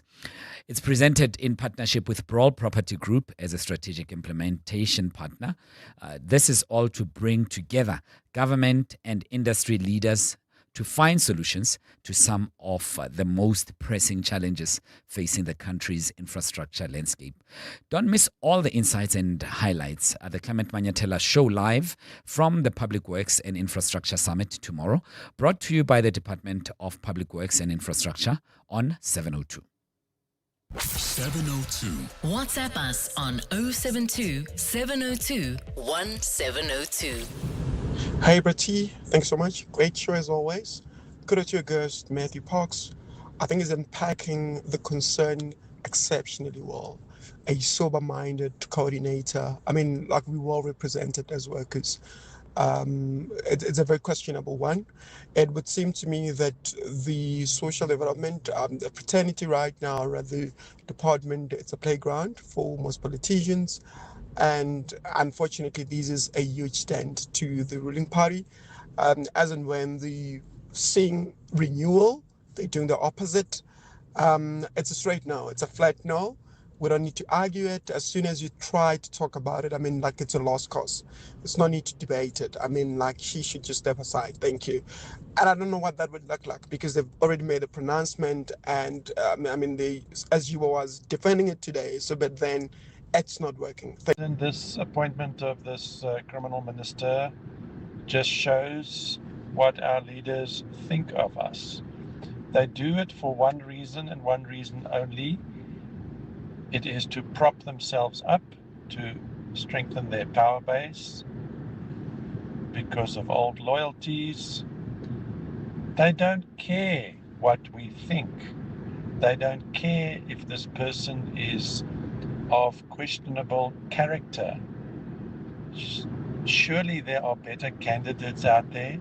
Surely we are scraping the barrel by employing this absolute moron as minister. Emotions are high, and understandably so, especially if the president has been pushing the ticket of transparency, accountability, and renewal. Clearly, this is not a great demonstration of the words that he has been speaking of. 011-883-0702, 20 minutes to 5 o'clock. Time for sports. EWN Sport. And we jump straight to it. There's a lot. Wimbledon, rugby, tennis, and of course the World Cup. Sport time. The EWN World Cup Desk. The latest scores, the biggest stories, and the moments everyone's talking about. A very good afternoon to you. I'm Kieran Thompson. Let's kick things off with Bafana Bafana, who are back in the country after their historic campaign at the FIFA World Cup. South Africa narrowly missed out on reaching the last 16, and captain Ronwen Williams opened up on the missed opportunity against Canada. And it always hurts more conceding so late when it was obviously like 2 minutes to go till the game. But you could see the guys were exhausted. You could see there was a lot of heavy legs. Yeah, it was almost like a sucker punch, that came. But, I mean, came at a time where, we didn't have enough to try and get the goal back. Staying with Bafana, in case you missed it, one of South Africa's World Cup stars, Relebohile Mofokeng, has officially joined Belgian Pro League side Union Saint-Gilloise and will wear the number 38 jersey he made famous while playing for Orlando Pirates. Safe to say that the Belgian side have gained a few more South African fans. Looking at last night's results at the footballing showpiece, Harry Kane bagged a brace to help England to a 2-1 comeback win over the DRC. Speaking of the Three Lions, Manchester City announced the capture of midfielder Elliot Anderson from Nottingham Forest in a record-breaking £116 million move. Yikes. Elsewhere, Belgium were 2-0 down for more than 80 minutes against Senegal before Romelu Lukaku and Yuri Tielemans struck late goals that forced extra time in Seattle. Tielemans then converted a penalty deep into extra time to give the Belgian Red Devils a 3-2 win. The USA, meanwhile, ensured that all three co-hosts reached the last 16 as they beat Bosnia and Herzegovina 2-0. Now, tonight's action sees Spain up against Austria at 9 p.m. At 1 a.m. tomorrow morning, we'll have a battle of some of the best 40-year-olds in the game as Cristiano Ronaldo's Portugal square off against Luka Modric and Croatia. And then at 5 a.m. tomorrow morning, Algeria and Switzerland square off. And finally, some potential managerial movements. Jurgen Klopp has opened the door to becoming Germany's new head coach, only if the DFB decide to move on from Julian Nagelsmann following their round of 32 exit from the tournament. Kieran Thompson, Eyewitness News Sport. From kickoff to the final whistle, this is the EWN World Cup Desk. EWN Traffic. With Mr. Karabo Charlie, I know earlier on Basonia was just problematic. Is it still the case? Yeah, no, the delays have escalated. It's worse now. You can expect more than a 2-hour delay. That's if you're leaving Alberton, heading towards the Soweto area. Accident scene in Basonia, N12 westbound after Komora off-ramp. And this is causing more than a 2-hour delay all the way from Fuatraka Road, Leondale. Also, accident scene N3 South before Leondale Road, causing huge delays from Heidelberg Road. That's the Score Metals area. In Alexandra, accident scene as well. N3 South near Morafontein Road, causing heavy delays from the Batlu interchange. While in Sunning Hill, expect heavy delays. This is approaching the intersection of Rivonia Road and Witkoppen due to ongoing roadworks. In Eldorado Park, we also have those roadworks causing about a 20-minute delay on the N12 westbound between the Golden Highway and Klipspruit Valley Road. Pimville, slow-moving traffic. This is on the on Chris Hani Road between the Soweto UJ campus and Klipspruit Valley Road. Roodepoort, expect some delays on Randfontein Road, approaching the R558 at Cox Street. That's heading into Leratong. If you come across any other traffic issues, kindly WhatsApp us on 072-702-1702. There's more EWN on air, online, and on the EWN app. For more about 702, go to primemediaplus.com. Welcome back. 16 minutes to 5 o'clock. You're in 702. John Perlman is not here. My name is Thabo Sholamashao. I'm happy to be in your company. Welcome. Mr. Charlie is with us. And speaking of traffic, Karabo Charlie, I would like us to look at the cars for this particular talker. I'm just wondering, there are certain stereotypes that make ways around our offices, where we stay, and everywhere else. Stereotypes about vehicles that you drive. That if you drive a VW vehicle, it says this about you. If you drive a Mercedes Benz, it says this about you. So I wanted to know from you and all our listeners right now, what does a vehicle you drive say about you? Does it necessarily express on the personality that you have? And can a car change your personality type? It could be that, Karabo, you are a lovely, God-fearing young man that you are, who dresses smartly, behaves well, speaks eloquently, but because you just bought a Gusheshe. Yes. Now you are a maverick of note. Yeah, no. Can it change your personality? But does it go with your personality? I actually have throw those kind of stereotypes at people. When you're driving a Gusheshe, I'm thinking Tsotsi, a thug, a Kenta. Yeah, 325i. Yes, or just somebody who's not serious about life. Even with the Golf GTI. If you come and pick up my sister with the Golf GTI, I'm like, hey, sister, guy, because I see womanizer, a player, somebody who's not ready to settle down. And then if you say no, it's just the Uber. I'm like, no. There's no GTI Uber. So it's total red flags. And then Toyota drivers, I see them as people who are serious about life, who want things that are reliable. You know what I mean? Yeah. Okay. And when you're driving on the road and this car just drives past you, do you make a value judgment based on the type of a car? And it go, typical BMW drivers. Or if they're too slow, you're like, quit drivers. We must take all their licenses away. The quit drivers. Get off the fast lane, please. You judge them like, what are you doing on the fast lane?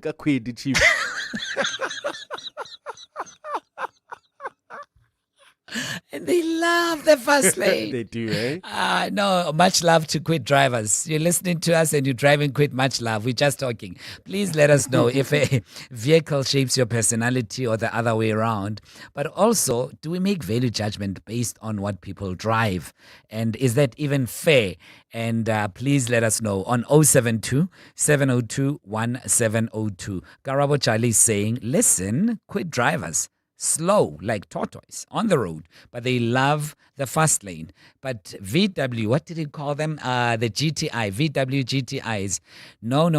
And Karaba says those are womanizers, people who are playing around a lot, who are not serious about life, as opposed to someone who may be driving a Toyota Corolla. What say you on 072 702 1702? For more about 702, go to primemediaplus.com. Tabo, I'm definitely with Karabo on this one about GTIs, the Polo GTI, the Golf GTI. But I'd say 100%. My partner was driving, when I met him, he was driving a GTI. Did I not tell the guy to get rid of it? And thanks God he listened. Like, what am I doing with a man that's driving a GTI that's in his 40s? Hey, reconsider your life too. So, guys, I can't get myself a GTI. How about now? And I work with this guy, right? Yeah. Peter. He drives a GTI. Yeah. But he's the most sweetest guy. You know, Yeah. He doesn't drink, he doesn't party. And I'm like, you drive a GTI? It doesn't suit you, dude. No, he's He only goes sweet to at work, church. bruh. Huh? He's only sweet at work. I You don't know the real Peter. I know him. No, you don't. Sundays, you call him, hey, I'm going to church, chief. Make it fast. He calls it church. 11 minutes to 5.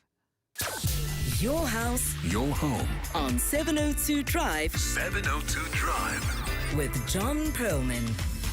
The feature is called Your House, Your Home, and I never move furniture when John is not here, because I know that you love these features and you follow them closely. And today is no different at all.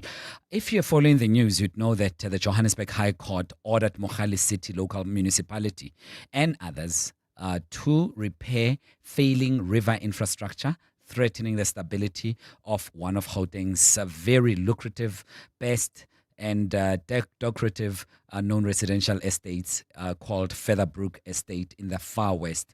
The court order brought an end to a 6-year battle marked by years of delays and disputes over responsibility. So every now and then, the estate, at least the surroundings, would flood because of this river that runs through it. But they were taken to task. The municipality was taken to task. And it appears as though that the municipality, the order came at the right time. Jolene Wasserman, who's the Director of Community Schemes and Compliance at Fundefenter, Dolath and Marks Incorporated, is joining us to give us more insight on that. Jolene, thanks for your time. Welcome to 702. Good afternoon.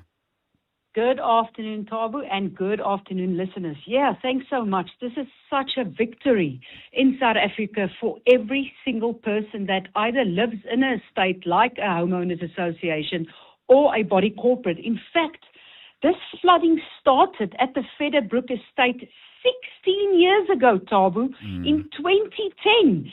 I mean, these residents had fear of electrocution, sewer lines that collapsed, sewer running through the estate. I mean, there was in fact a robbery when the infrastructure collapsed there, and someone was shot in this estate due to the inability of Mogale City and the Joburg Road Agency, the Minister of Water and Sanitation, and City of Joburg to repair the infrastructure in this estate. Very important. I mean, you're speaking of residents being afraid of being electrocuted. The problem must have been very extensive. Was water at times going into the homes of the residents? No, 100%. Every year that estate flooded. Every year, because of the collapsed embankment there, every year it flooded. Now, can you imagine what they've went through for the last 16 years before a court, and it's very important, the judge in the High Court in Johannesburg actually granted a structural interdict. It's not a normal interdict, it's structural. And we don't see structural interdicts. That is actually when the court says, you know what? This is not just the interdict and you go on your merry way. You're going to report back to the court, government, and the City of Joburg and Mogale City and tell us what you've done about it. Did you fix the embankment? Did you fix the flooding? and you need to report back to us. So you don't need to do a contempt of court to go back to that very judge in that very court and say, you know what, the government has not actioned the structural interdict. So it's a huge win for residents in that estate and all over Johannesburg, because this is the blueprint for us to say, government, please do your job. In fact, Tabu, the department, there was officials in the department that already flagged this as a risk years and years ago, but nothing's been done about it. What was the nature of the problem, Jolene?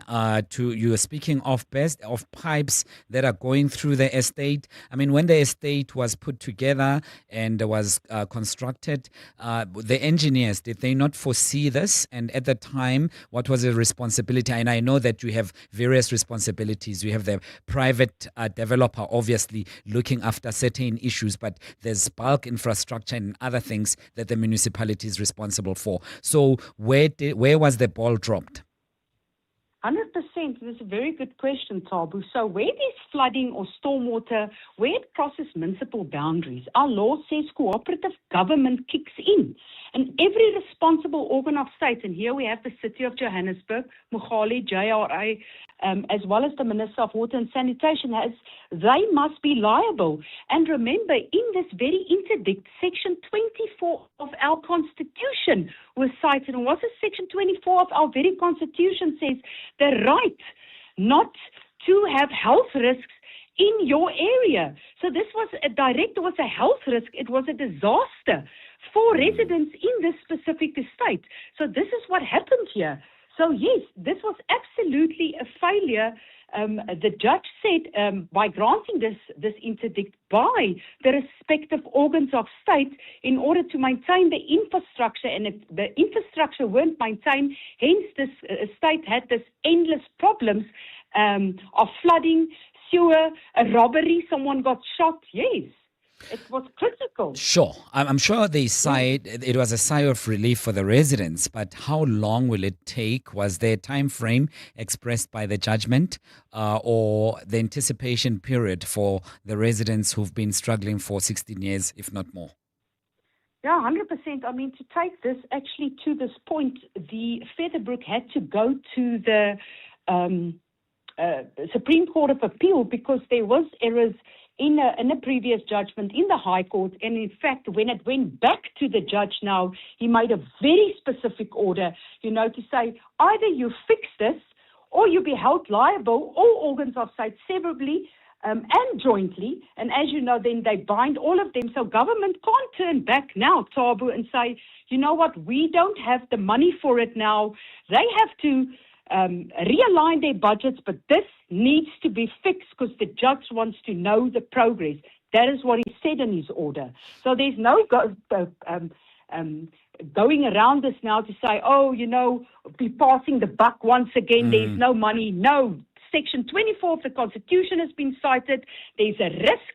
It needs to be fixed. And the judge wants to know about when it's going to be fixed. So it's a landmark for each and every one of us in this country to say we have a right to an environment that's not harmful to our well-being, And the beauty of this interdict is that the judge said it was a clear right.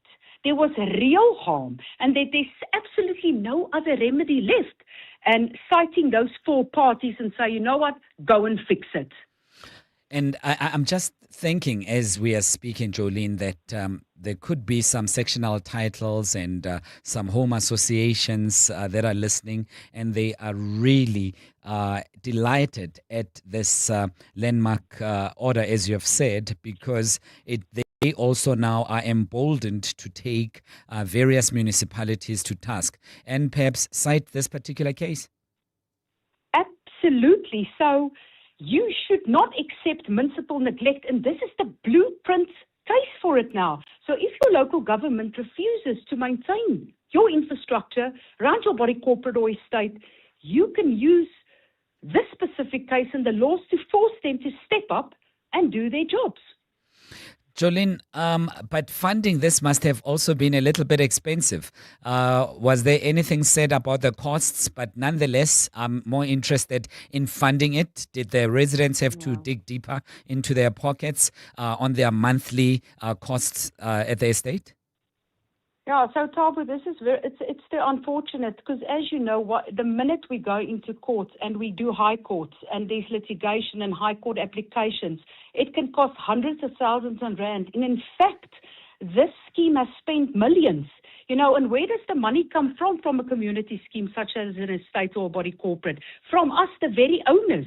So a body corporate and a HRA is run like a business. We pay our levies and then we pay service provider, and no one ever bank on it to pay a lawyer and an advocate to go to court to force an organ or state or any service provider to do the job at the end of the day. So one can imagine the owners had to pay for this, and it cost millions. It dragged 16 years.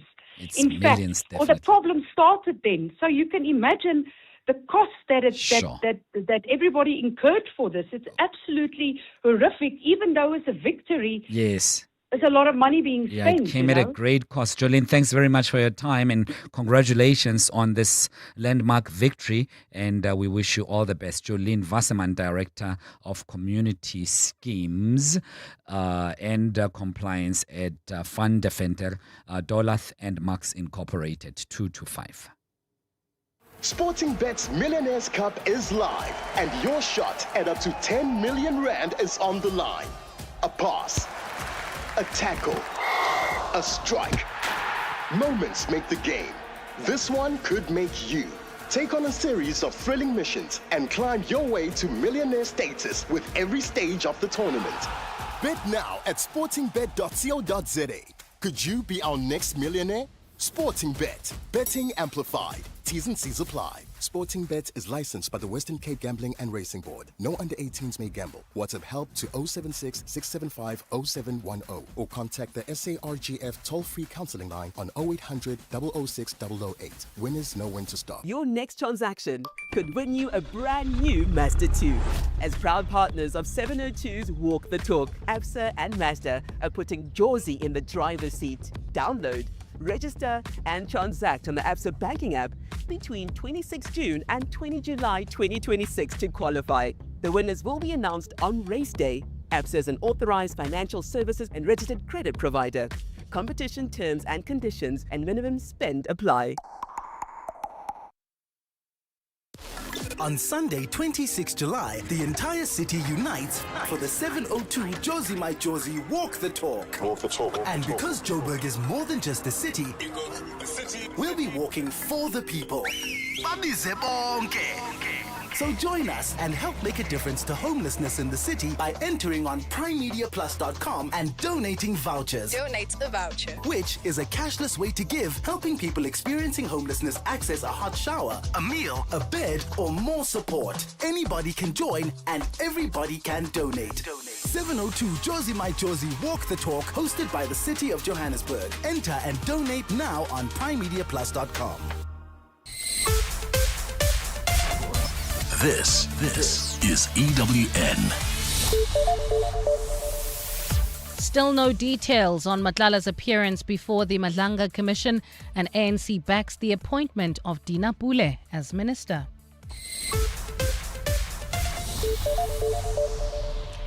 Good afternoon, I'm Bali Dlamini. The Madlanga Commission says it won't comment on whether any special conditions are attached to the upcoming testimony of alleged tender kingpin Vusumuzi Kat Matlala. Matlala is due to appear before the Commission next Tuesday after being subpoenaed to testify. Matlala's lawyers say the appearance will go ahead despite ongoing uncertainty around plea deal discussions with prosecutors. Anelita Fandese reports. The subpoena comes as the NPA awaits Matlala's response to a revised plea agreement after the Pretoria Commercial Crimes Court's rejection of an initial agreement negotiated between the state and Matlala. Reports indicate Matlala wants to avoid answering questions that could affect those negotiations. However, the Commission has declined to say whether any restrictions will be placed on his testimony, whether some evidence could be heard behind closed doors, or whether limits have been imposed on the scope of questioning.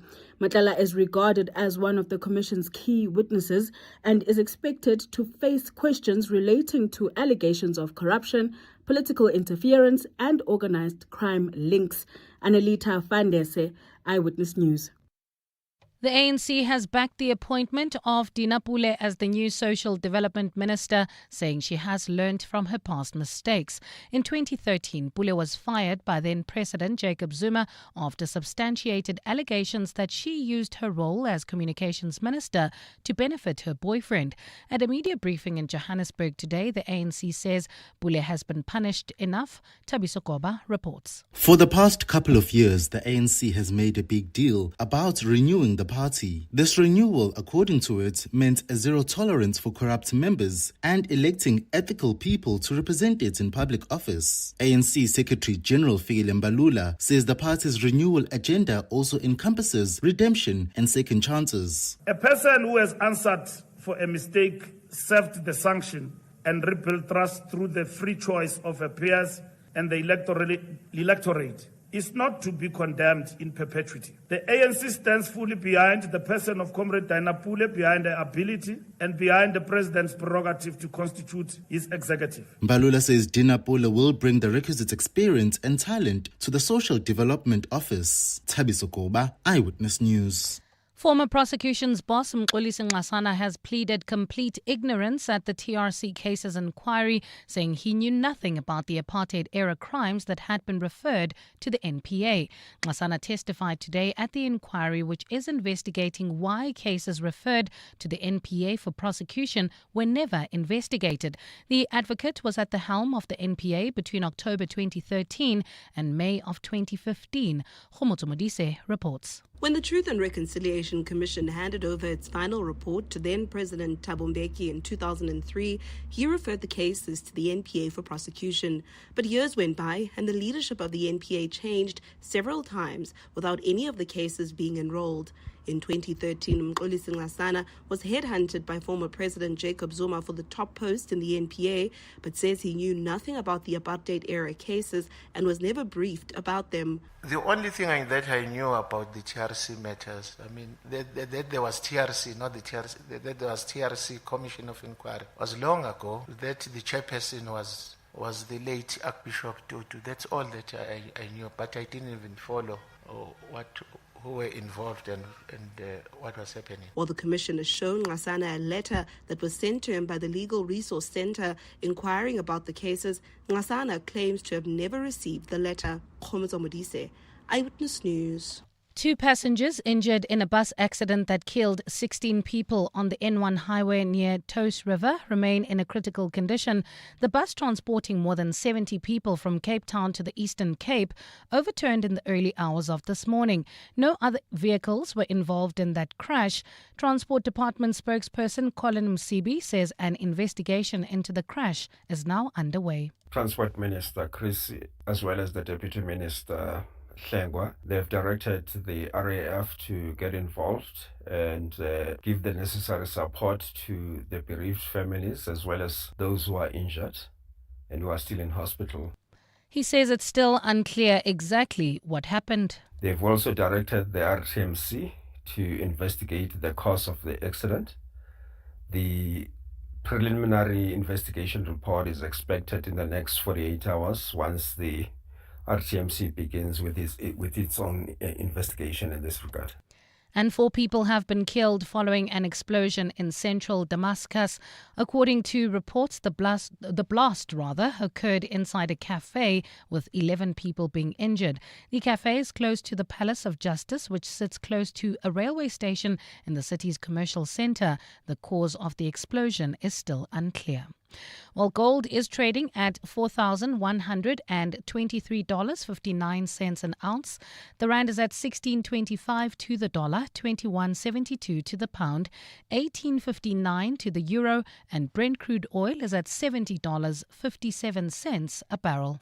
Pasonia, we're still dealing with that fatal accident seen on the N12 westbound after Komoro off-ramp and still causing more than an hour delay all the way from Voortrekker Road. While in Leondale, also serious accident seen N3 South before Leondale Road, causing huge delays from Heidelberg Road, Alexandra.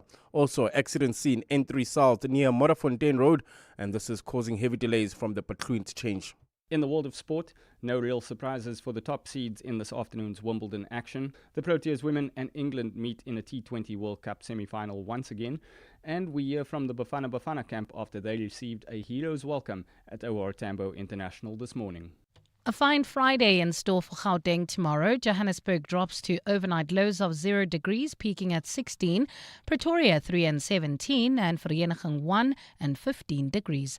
The top story in EWN this hour, the Madlanga Commission says it will not comment on whether any special conditions are attached to the upcoming testimony of alleged tender kingpin Vusimuzi Kat Matlala. EWN, in touch, in tune, and independent. For the latest, visit ewn.co.za or download the EWN app. 702. Live On the Prime Media Plus app. DSTV channel 856. 92.7. And 106 FM. Let's walk the talk.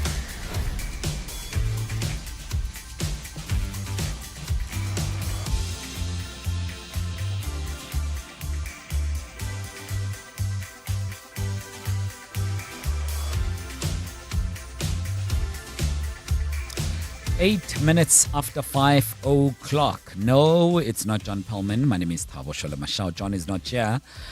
In his stead for the next hour or so. And thanks very much for joining with us from 3 up until now. And let's go all the way to 6 o'clock. Thereafter, Stephen Grotes will join you. But for now, the show continues as it ought to. In the previous hour, we touched on a number of issues, spoke to Matthew Parks of Cosatu, that dissatisfied, to say the least, with the appointment of Dina Pule as a Minister of Social Development. They are raging and saying that was not supposed to be the case. It's inconsistent with the renewal project, accountability, and good governance. We also asked you, on a lighter note, a question about vehicles. What do vehicles suggest about their drivers? Does your car say something about you, the type of personality that you have? Or is it just a transporter taking you from A to B? And this is what you had to say on 072 702 1702. 702. WhatsApp us on 072 702 1702. 702 Landers. I was just listening to the discussion around the vehicles. And I drive a Golf GTI. I've driven a Golf GTI for most of my life. I've had more than one. And I have to say that I've never thought of it that way, how people may view me. I'm a professional person and I've always driven a Golf GTI. But yeah, just food for thought. It's giving me something to think about. Maybe my next car needs to be a bit of an upgrade. Thanks. Bye. Hi, Karabo and Thabo. There's this thing. They say that females that drive Renault Clios, they're the female versions of GTI drivers. And I have to agree. Thanks, guys. Keith from Midrand. Hi, 702. Anonymous here.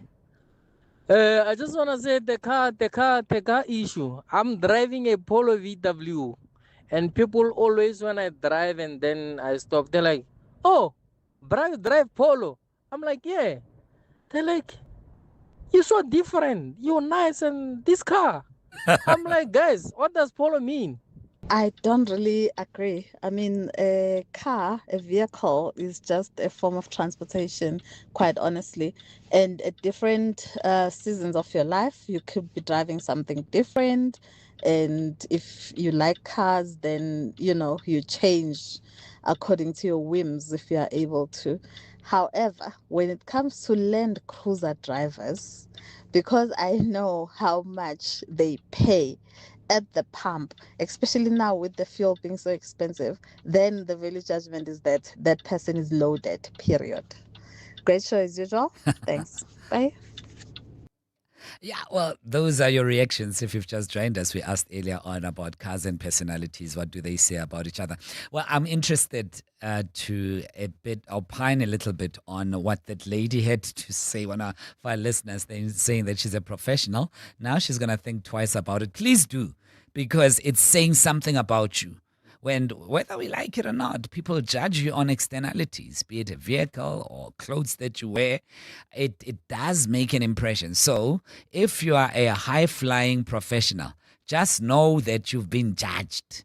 You've been judged. Got that, what do you call it, Garabo? VW, GTI. GTI 7. 7, 8. yeah. Yeah, those guys are dangerous. It says a lot about you when you're driving those. So you have been judged. Please keep those voice notes coming through on 072 702 1702 12 after 5. Let's walk the talk. 702. A little bit later on, I will be asking you about the most underrated song from your favorite famous musician or artist. You know, we know various musicians who are famous for particular songs. And in their catalog, they would have songs that we hardly hear of. It could be that you haven't heard of that particular song. You only know that song to sing all these famous songs that have been played over and over and over and over on radio or elsewhere. But now and then, there are these hidden gems, hidden right at the bottom, and you don't even know that this artist has that particular song. Like this one. Now I must leave what I can't face. I hope she finds the kids a happy home. Hey, she's better off without me, and I'm better off dead now that she's gone. Yeah, that's Bill Withers. So the song is called Better Off Dead. I'm not suggesting anything to anyone.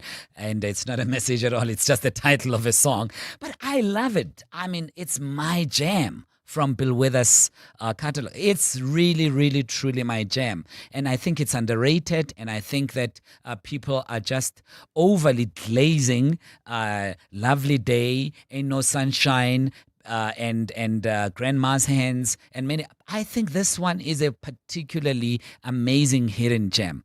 What is your hidden gem from your favorite artist? Let us know later on 072 702 1702, 14 after 5.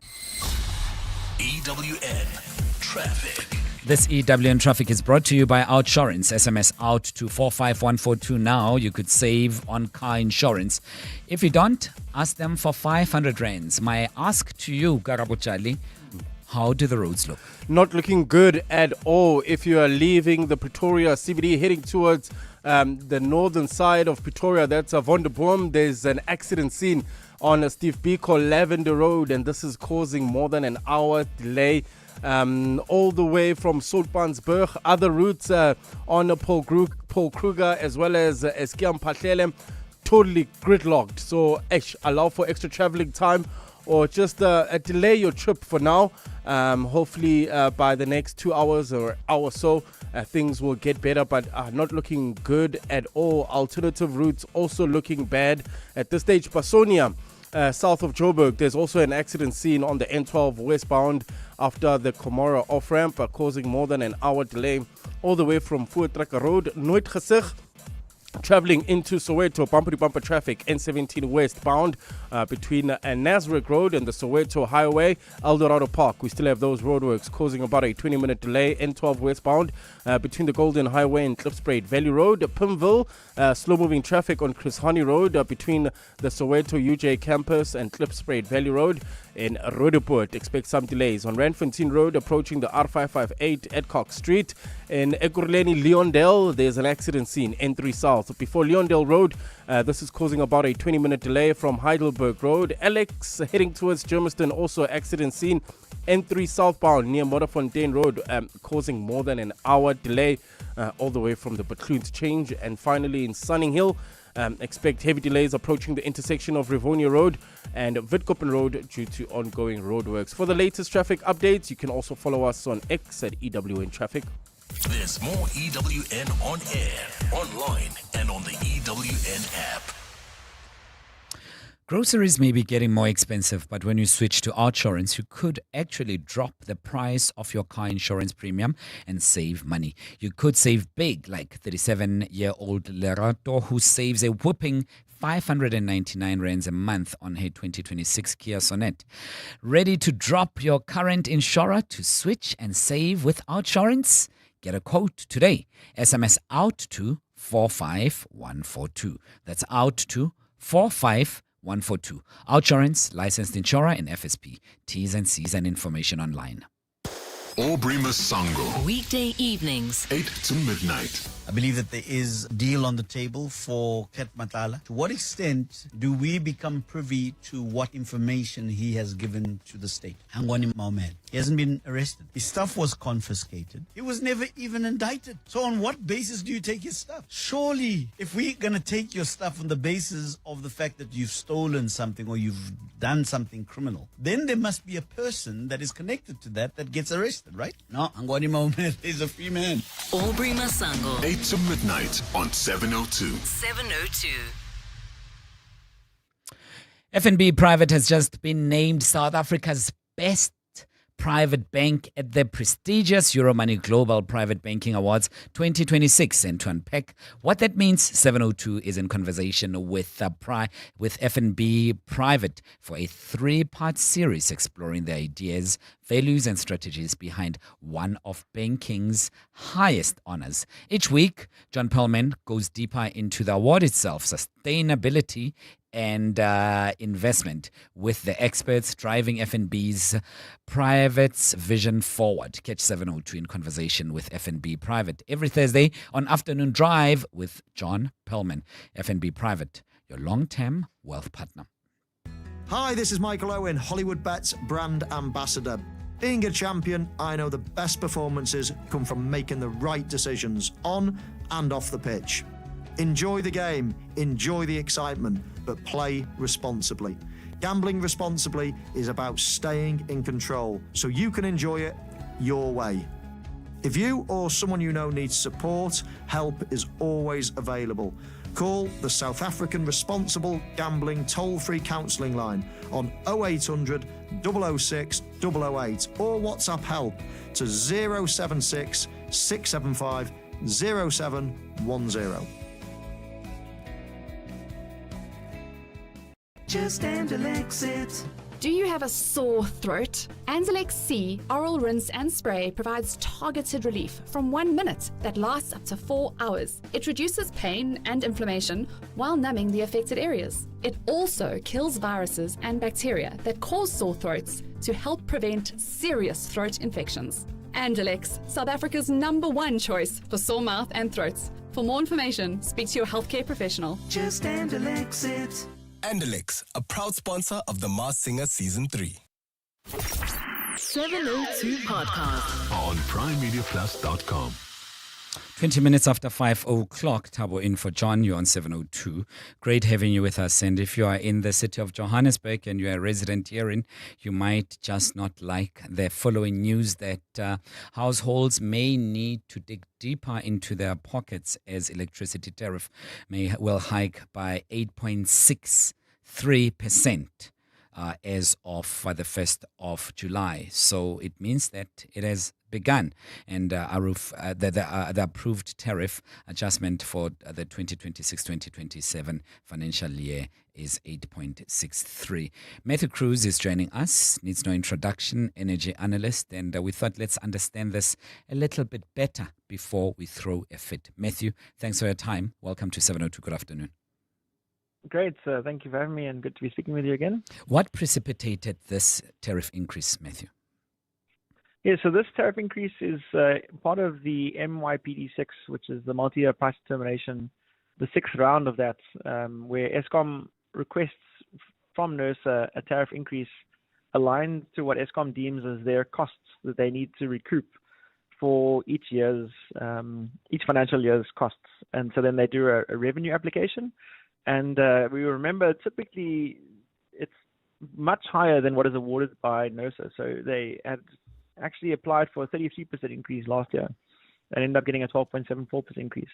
So now this is the second year of that. And then next year we're expecting another 8% or 8.8% increase as well. So this is the second year of 3 years that we are now having increases that no so water to Eskom. A tall order on the pockets of the residents who have been really carrying a heavy burden of paying high costs nonetheless. Yes, it's unfortunate. And what's interesting about this increase is it's 8.63 across all tariffs across high demand and low demand season, where last year they came with quite a different structure, where that 12.74% increase wasn't consistent across the tariffs. And they had increased the peak tariff, which is the evening and the early morning tariff, by 38% in the summer season, in the low demand season. And then they decreased the tariff that's in the daytime, the standard tariff, by 10%. So they had done some, what I term shenanigans, Eskom shenanigans is the full phrase that I use, where Eskom is still looking to retain their revenue and still receive their revenue in the context of declining energy sales because people are getting solar and battery systems.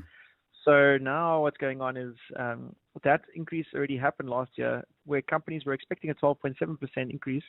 They actually saw a 20% increase because their energy use was across the different tariffs, and they had increased the evening tariff more. This year, we can expect an 8.63% increase across the board if your energy use was the same. But unfortunately, that peak tariff, that's 8% increase on already like a R3 tariff in the summertime is a big increase relative to your off-peak and your standard tariff. Matthew, we'll have to leave it at that, unfortunately. We'll revisit the topic at another time. Matthew Cruz, energy expert, 23 after 5.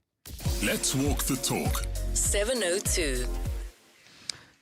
Home Affairs Minister Dr. Leon Schreiber says government has repatriated more than 30,000 undocumented foreign nationals from eThekwini alone as part of what he described as an unprecedented repatriation operation, with tens of thousands of people already returned through a centralized government process. We wanted to understand a little bit better how the impact of this. Solomon Baloyi is chair of Cross-Border Bus Association of South Africa, joining us right now. Solomon, welcome to 702. Good afternoon.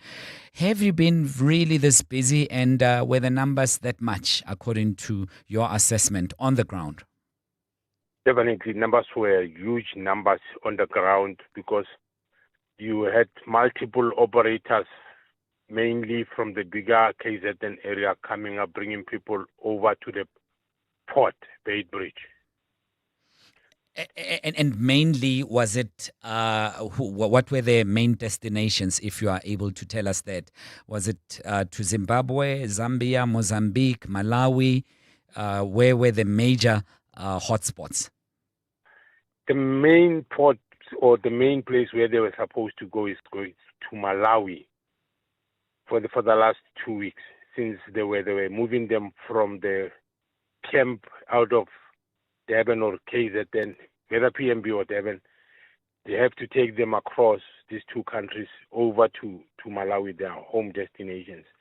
But due to pressure which was now enforced, and they anticipated to say the deadline is closed on the 30th of June, hence the number started increasing. Then it was like ultimately to just to take the fire from Durban, sending it up. But now it ended in the wrong place because Messina town is a small town. Beit Bridge itself cannot accommodate more than 30 buses at a go. And the people themselves, you need ablutions, you need because there were so many women and kids in those buses which were traveling over. They needed some attention on that, yes. Yeah, and it was said that the number of buses from the government side that were processed was just about 525 buses. Is that more or less your impression as well? Possibly. Let me say possibly because why? The bigger number of people, even now, my apologies, talking to you now, we've got a transit camp where people were moved from the Messina showground to a transit camp because the situation of the town, smaller cities, it was so congested, oversaturated with people moving up and down with bags and the likes there. Then they were forced to make room for Messina people so that they mustn't join the revolt of March and March. Are you still getting requests as the association? Are your members still inundated with more requests to ferry people out of the country to surrounding SADC region? correct, we are still inundated. There is a request for people to be moved out. Some come from the consulate, some come from the concerned town or area where these people are. The likes of Lindela Transit Camp, the bigger Johannesburg and Pretoria Bosman Station and the likes there. So those people who are fearing the might of this 30th of June were requesting to say, let's rather go home and see ourselves out of this country. Let's put a pause on that. Solomon Baloyi, who is the chair of a Cross-Border Bus Association of South Africa, 27 after 5. EWN Business. Something that we can't put a pause on is really commerce. Transactions taking place 24/7, and the man with an eagle's eye on every single transaction in every stock exchange in the world is none other than our own Stephen Grootes. I thought you were going to say a man with an ego, and I thought, well, that's probably true. I mean, I don't know if I could really deny that. Yes, not a terrible day, actually. Pretty nice day on the JSE, up 0.76%, 110,449, Tabo. Financials up 1.5%, industrials down 0.63%, resources up 1.7%. Okay, so platinum up by 3%, gold prices up 2.2%, but the story of the day, Optasia, up 6.5% after they said that they expect their revenue for the 6 months to the end of June to be up by between 50 and 60%. Their EBITDA will be up by between 40 and 50% as a result. Operating in 2 new territories, Gabon and South Sudan, but then also resuming airtime credit services in Nigeria. If you're Optasia, that's the market you want. And so that obviously having a big impact on them today. Excuse me. Gosh, golly, come on, Stephen, swallow the frog. I thought it was your ego. I'm never swallowing that. It's too big. Mr. Price up 4.25%. Last time I checked, Spar were actually up 8% as well, Tabo. And then the Foschini Group up 3.32%. So what we're seeing is some of the consumer shares there doing quite nicely. And then the gold miners, Harmony up 3.5%, Pan-African Resources up 3.2%, and Discovery is also up 2.68% on the day. Trans Alloy is saying today they've had to stop producing at the last functioning manganese smelter, all because of power prices. It'll have to be switched off permanently at the end of July. Lots of jobs, 600 jobs probably to go there, 7,000 indirect jobs, because that's how smelters work. Yeah. And so, yeah, we'll talk a bit about that on the Money Show tonight. I mean, lots of reports that Eskom actually has too much power at the moment, so it's got to go somewhere. Yeah. Rather sell it for sort of cost than not use it. On the other hand, using coal, so, it goes back and forth in quite complicated ways. Naspers and Prosus down by around 3%. South 32 giving up some of yesterday's gains, down 3.78%. Telkom down 2.6%, and Exaro and Tungela both down by between 1.5% and 2% on the day. In the US, not a terrible start to the day, partly because labor force survey figures came in, suggesting that, in fact, the labor market is slightly softer than was thought. That would mean that there's no need for an interest rate hike. However, while the Dow Jones is up 0.2%, the Nasdaq is down 0.5%, the S&P 500 is up 0.08% on the day. The gold price, $4,120.22 an ounce. Platinum, $1,628.20. How's this? Brent crude is just above $70 a barrel. Wow. Yeah, $70.65. So, I mean, fall below. Rand to the dollar, 16.24 to the euro, 18.59 to the British pound, 21.71. On the Money Show tonight, the latest on Abusa's decision to pull out of the Unemployment Insurance Fund. We'll speak to Cosatu as well about that. I think we might find that business and workers actually agree on that issue. We'll talk also about the Trans Alloy stories and the manganese smelter. Also this evening, SIM cards and when your cell phone company can switch it off if you don't use it. Wow. And it's not that you can just use it to receive calls. It has to be revenue generating. Not for you, for them. The company. That's why it's called business. Yes. And then we will also talk tonight about, in investment school, how you can work out the hype versus the real value. Stephen Grootes and his ego on the Money Show tonight, 6 o'clock. Stephen Grootes. And I'm not his hype man. 29 minutes to 6 o'clock. Stephen is back with you just after 6. For now, Bali standing by with Eyewitness News headlines. Good afternoon, Bali. Thanks, Tabo. Good afternoon. The ANC has defended its track record in government regarding the issue of illegal immigration. The party, which has been in government since the turn of democracy, has blamed NGOs for stifling the state's effort in tackling the issue. Today, the ANC spoke to the media at its Luthuli House headquarters in Johannesburg to reflect on the recent anti-illegal demonstrations in the country.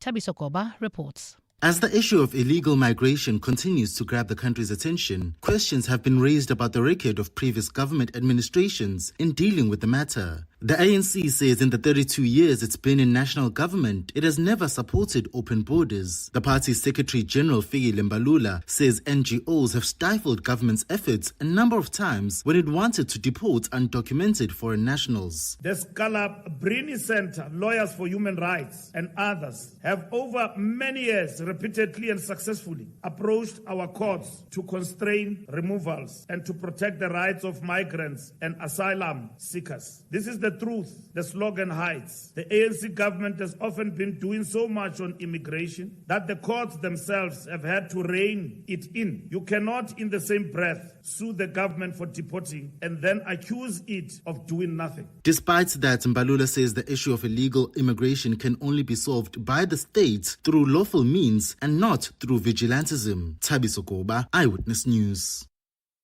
51 suspects were arrested in KwaZulu-Natal for looting and disruptions during Tuesday's anti-illegal migration demonstrations. KZN authorities held a media briefing in Durban today to share insights on the police's response.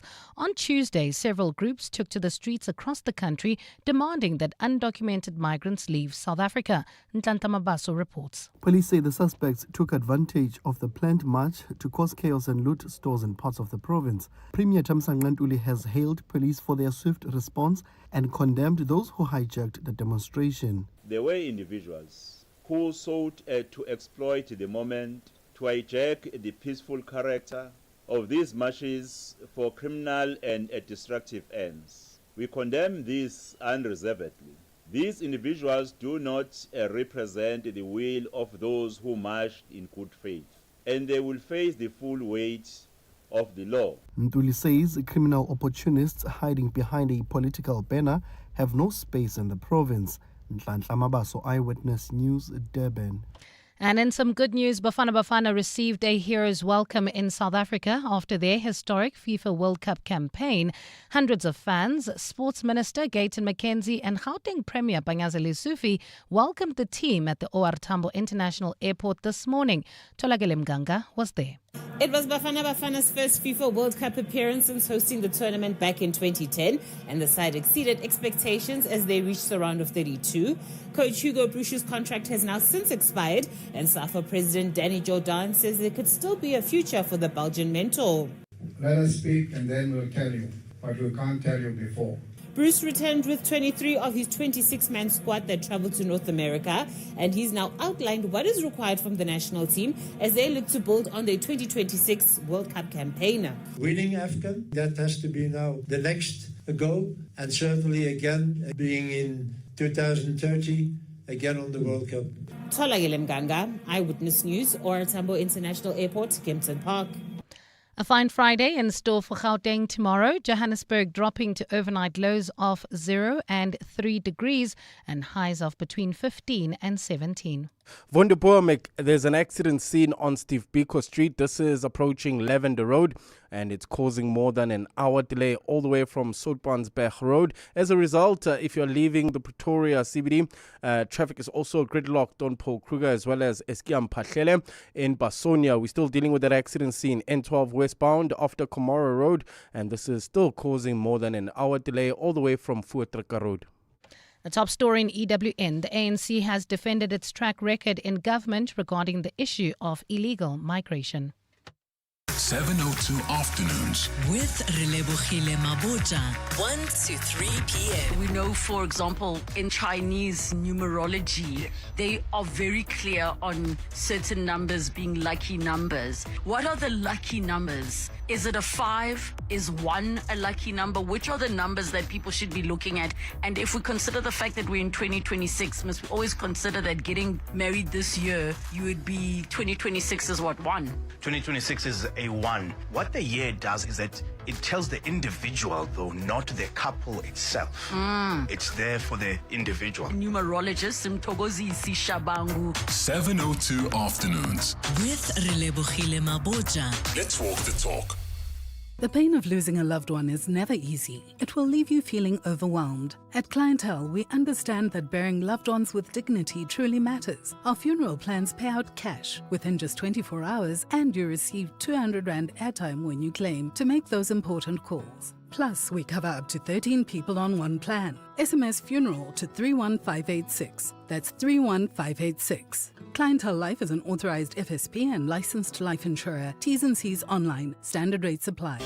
Saddle up. Hollywood Bets invites you to join the race day festivities this champion season. The 2026 Grade 1 Hollywood Bets Gold Challenge kickstarts the action. Gallop towards your chance to win a share of 2.5 million Rand in cash and prizes with a thrilling Season of Champions competition. Bet 50 Rand or more on horse racing online or at your nearest branch and put yourself in the running for gold. Bet now. T's and C's apply. Hollywood Sportsbook is a licensed betting operator. No persons under the age of 18 years are permitted to gamble. Winners know when to stop. South African Responsible Gambling Foundation toll-free counseling line 0800 006 008 or WhatsApp help to 076 675 0710. The Money Show. Weekday evenings at 6.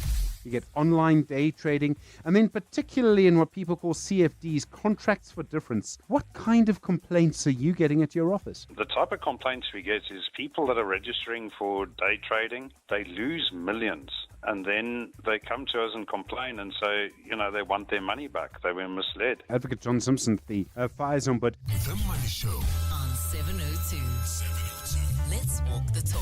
The Money Show with Stephen Grootes is brought to you by Absa Rewards. Get double cash back depending on your rewards tier when an African team scores and wins at the FIFA World Cup 2026, courtesy of Visa. Use your Absa Visa card at rewards partners on match days to score. Join Absa Rewards on the banking app. Your story matters. Absa is an authorized FSP and a registered credit provider. T's and C's apply. 702. WhatsApp us on 072 702 1702. Home Affairs. 072. Good afternoon, Tabo and the team. Yes, Tabo, typically people make value judgment based on what you drive significantly because cars usually serve as highly visible status symbol. For instance, for somebody that drives a GTI is seen amongst a certain group still as somebody that has, stepped up the ladder, as opposed to the one that's driving, a polo vehicle, for instance. Let alone those that drive bigger SUVs, the ones that want to stick on the road, the ones that flash the light for us to get off the road so they can pass, like 120 is not a national, driving speed on the highways. Yeah, but again, yes, those quick drivers, they just don't want to get off the road. Joel in Kempton Park, have a splendid afternoon. Afternoon, 702 Landers. Happy Thursday. I'm going to stay anonymous on this one, although I know the one that knows will know.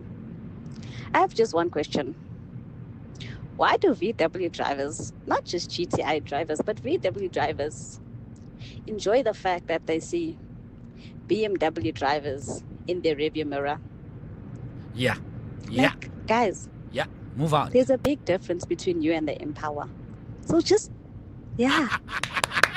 stay in your lane and own your lane. True. Enjoy your day. Good evening, Tabo and the team. So with regards to cars, I love the GTI, the Golf GTI. And my husband is like, but that's a boy's car. So I just can't afford it as yet. So I'm driving a Clio. But the day I can afford it, I'm going to buy it, regardless of what people say about the car. It's just a beautiful car, man. Hi, everyone. Unati here from Midrand. And I totally agree with the conversation of the cars. I drive a Golf 7 and it's automatically assumed that, yeah, ngwanyana o ye moet vakker wees hierso. And it's not even the case. I'm 4'11", very soft spoken, and yeah, super judged. Super judged that I drive extremely fast as well because I drive a Golf 7. And I drive really relatively slow. Thank you. Cheers. Good show, by the way. Oh my goodness me. Oh, I'm loving the reactions. I'm loving your contributions. Please keep them coming. And you are 100% right.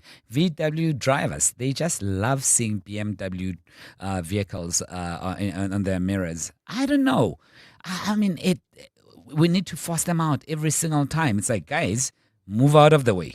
Move out of the way. This is not VW. It's a proper vehicle. But also, I'm just being naughty. Don't take me too seriously. But also, guys, I mean, I think this must be said. This must be said. The fast lane, you need to move from the fast lane. If you see someone behind you, it's for overtaking. It doesn't matter even if the speed limit is 120 and you are driving at 120. You need to move out of the way. You just need to move out of the way. Simple as that. But if you've just joined us, thank you so much. You've missed out. We were just chatting about vehicles and the value judgment that people make on a vehicle that you drive and impose that on your personality or the person that you are. I'm happy to hear more from you. 17 minutes to 6. EWN Sport. And we'll get an update on what's happening in the sporting world. Good afternoon. I'm Kieran Thompson. We get started on the courts at Wimbledon, where it's been business as usual for the top seeds. Women's singles champion Iga Swiatek reached the third round with relative ease against Karolina Pliskova. Madison Keys is also through to the third round, while Diana Schneider suffered a shock defeat. In the men's action, Alex de Minaur and Taylor Fritz are through to the third round as well. Staying in London, but to the Women's T20 World Cup now. The Proteas women face off against England at the Oval in semi-final action, with a place in Sunday's showdown against Australia up for grabs. Captain Laura Wolfhard shared her pre-match thoughts. Frustrating in those games where we probably could have gotten over the line a bit easier. But I think at the end of the day we won. We got the points in the bag and we're moving forward. We have definitely chatted about it though, that if we do find ourselves in a similar position to maybe kill the game earlier. Play gets underway at 7:30 this evening. Over to the rugby world now. The Springboks are braced for their Nations Championship opener against England at Ellis Park on Saturday. Zach Porthen is expected to make an impact off the bench and gave us some insight into the mentality within the Boks setup.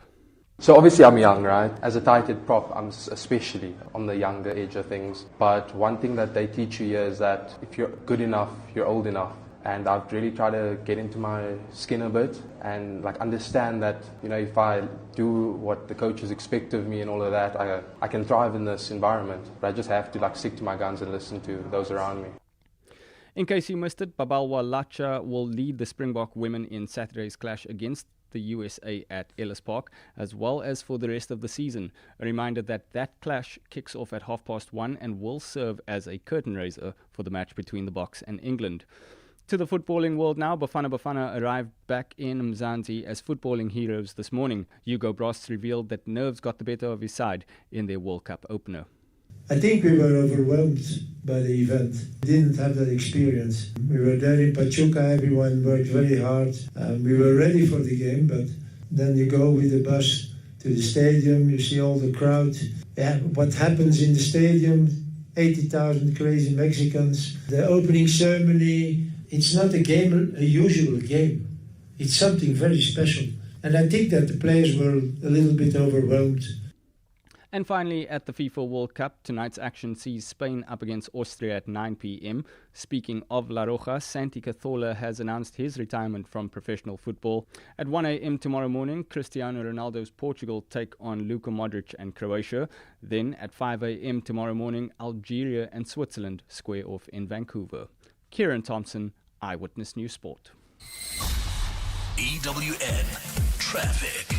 With Karabo Charlie, I was just wondering, Basonia, has the travel time being reduced? Because it's been quite some time. Yeah, no, definitely has been reduced. This is in the Basonia area. If you're leaving the Alberton area heading towards Soweto. You can now expect less than a 10-minute delay. We still have that accident scene though. That's the N12 westbound just after Komora off-ramp. This is slowing down traffic all the way from the R59 Reading interchange. Some bad news though, further up the N12 West, as you get into Diepkloof, there's another accident scene. Oh no. Yeah, I'm afraid. So this accident scene, N12 West, just before the Diepkloof interchange, now causing about a 20-minute delay all the way from Xavier. In Nooitgesig, heading into Soweto as well, bumper-to-bumper traffic, N17 westbound. This is between Nasrec Road and the Soweto Highway.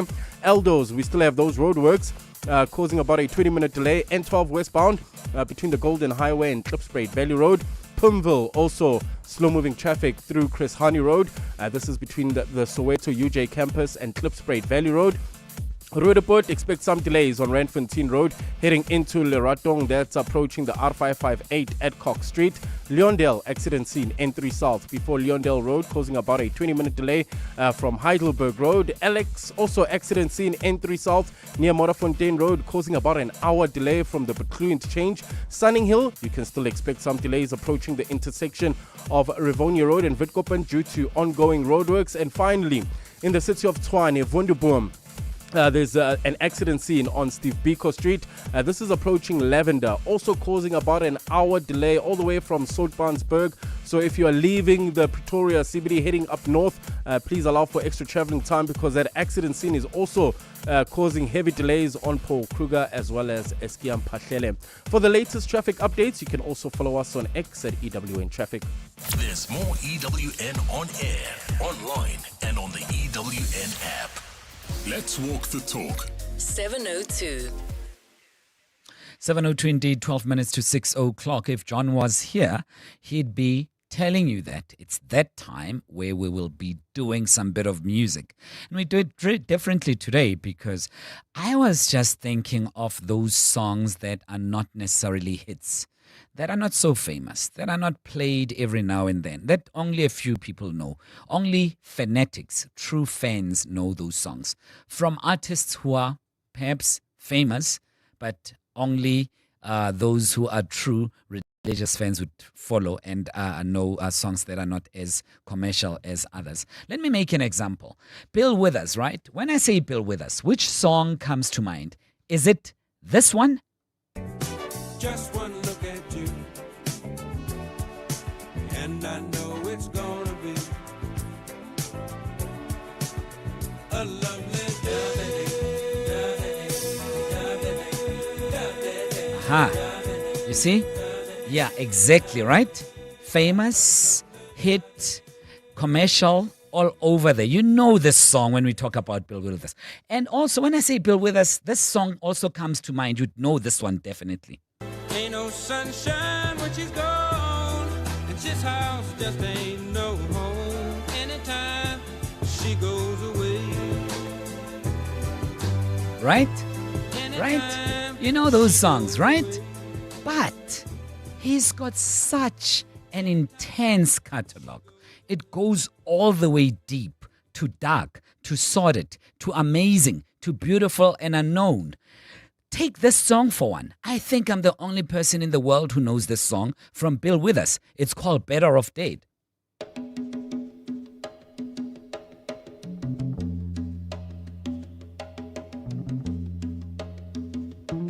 She couldn't stand me anymore, so she just took the kids and went. You see, I've got a drinking problem. All the money that we had I spent. Now I must die by my own hand, 'cause I'm not man enough to live alone. Hey, hey, she's better off without me, and I'm better off dead now that she's gone. She gave the most, took the least. She even had the priest come to our home. And I cried and prayed and promised that I'd leave this stuff alone.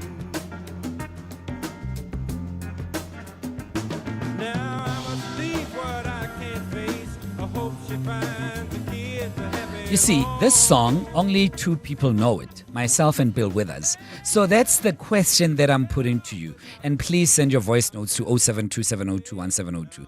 Is there a song from a famous artist that no one else knows but you?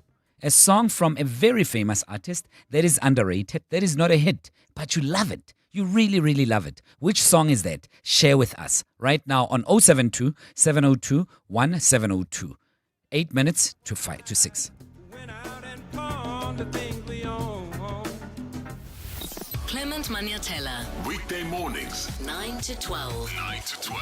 Some of our former colleagues, when they found out you're coming on the show, they were like, oh my goodness, finally we can give her flowers. Aww. Do you sometimes pause and think, I've really done well with grooming some of the journalists that are today some of the best broadcast journalists this country has ever produced? Does it ever occur to you that, I've done good here?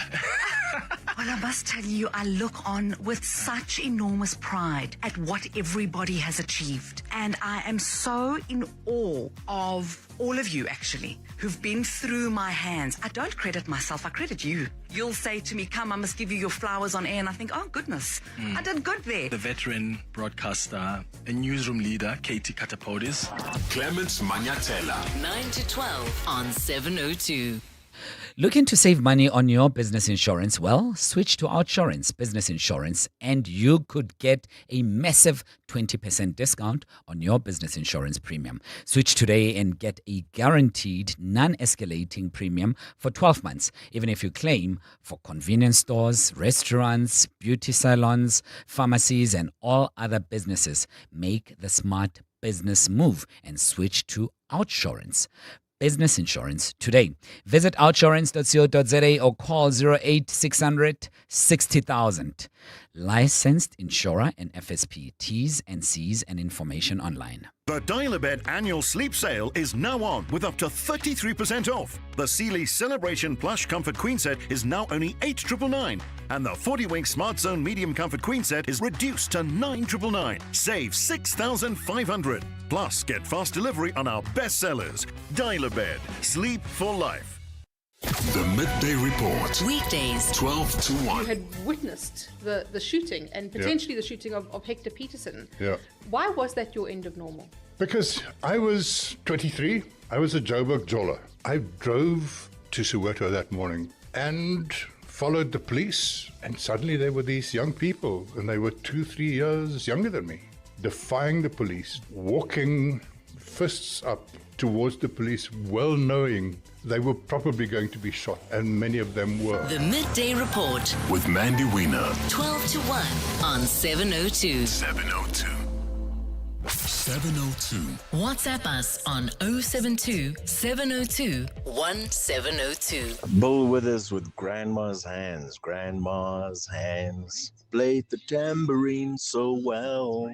Grandma's Hands. It's Andre in Edenville. Play that one. One underrated song by Bob Dylan, who is very famous indeed, and has many songs, is called Meet Me in the Morning. It's like a blues number, but it's got the grooviest drums. They're just so infectious. It's probably the funkiest, grooviest Bob Dylan song I've ever heard.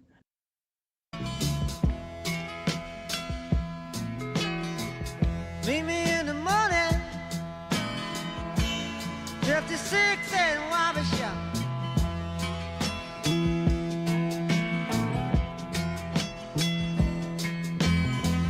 Meet me in the morning, 56 and Wabi Shop.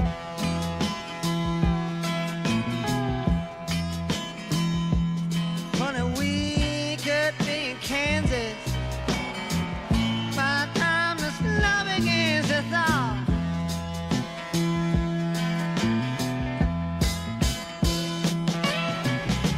This ain't the darkest hour, right before the dawn.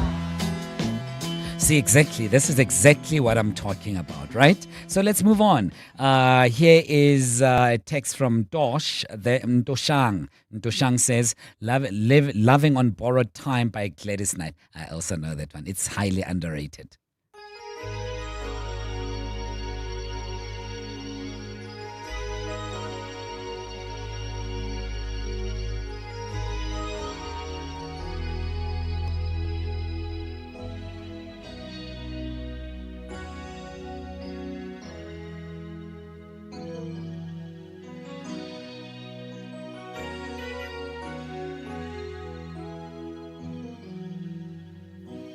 watching the city lights go out,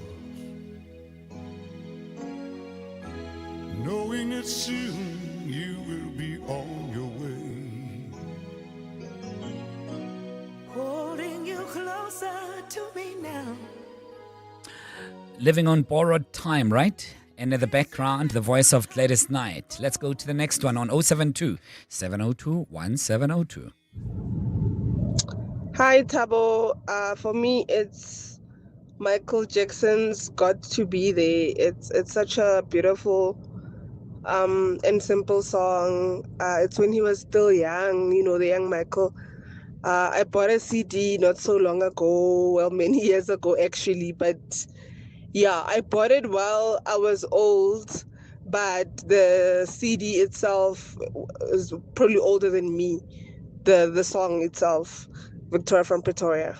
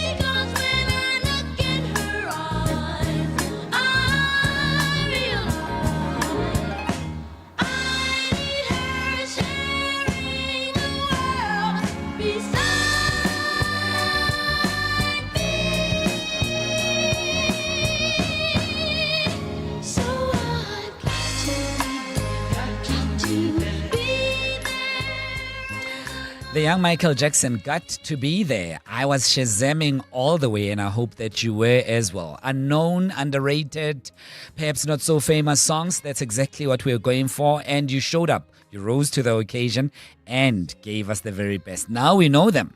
Now we know all those stunning songs, right? Thank you so much for tuning in. It was lovely spending time with you. Stephen Grootes joins you between 6 and 8. And for now, cheerio and thanks to the team.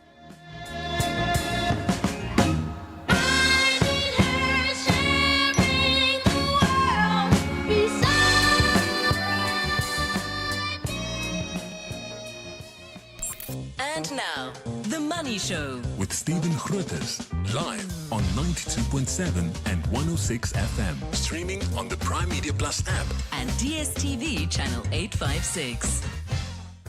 The Money Show with Stephen Grootes is brought to you by ABSA Rewards. Get double cash back when an African team scores and wins at the FIFA World Cup 2026, courtesy of Visa. T's and C's apply. On your Money Show tonight, Business SA pulls out of the Unemployment Insurance Fund, saying it's deeply dysfunctional and needs urgent and deep reform. High power prices forced Transalloys to shut down our last operating manganese smelter. ICASA tells cell phone networks they have to warn you if you're not generating revenue from your SIM card. How WhatsApp will let you assign a name to your profile.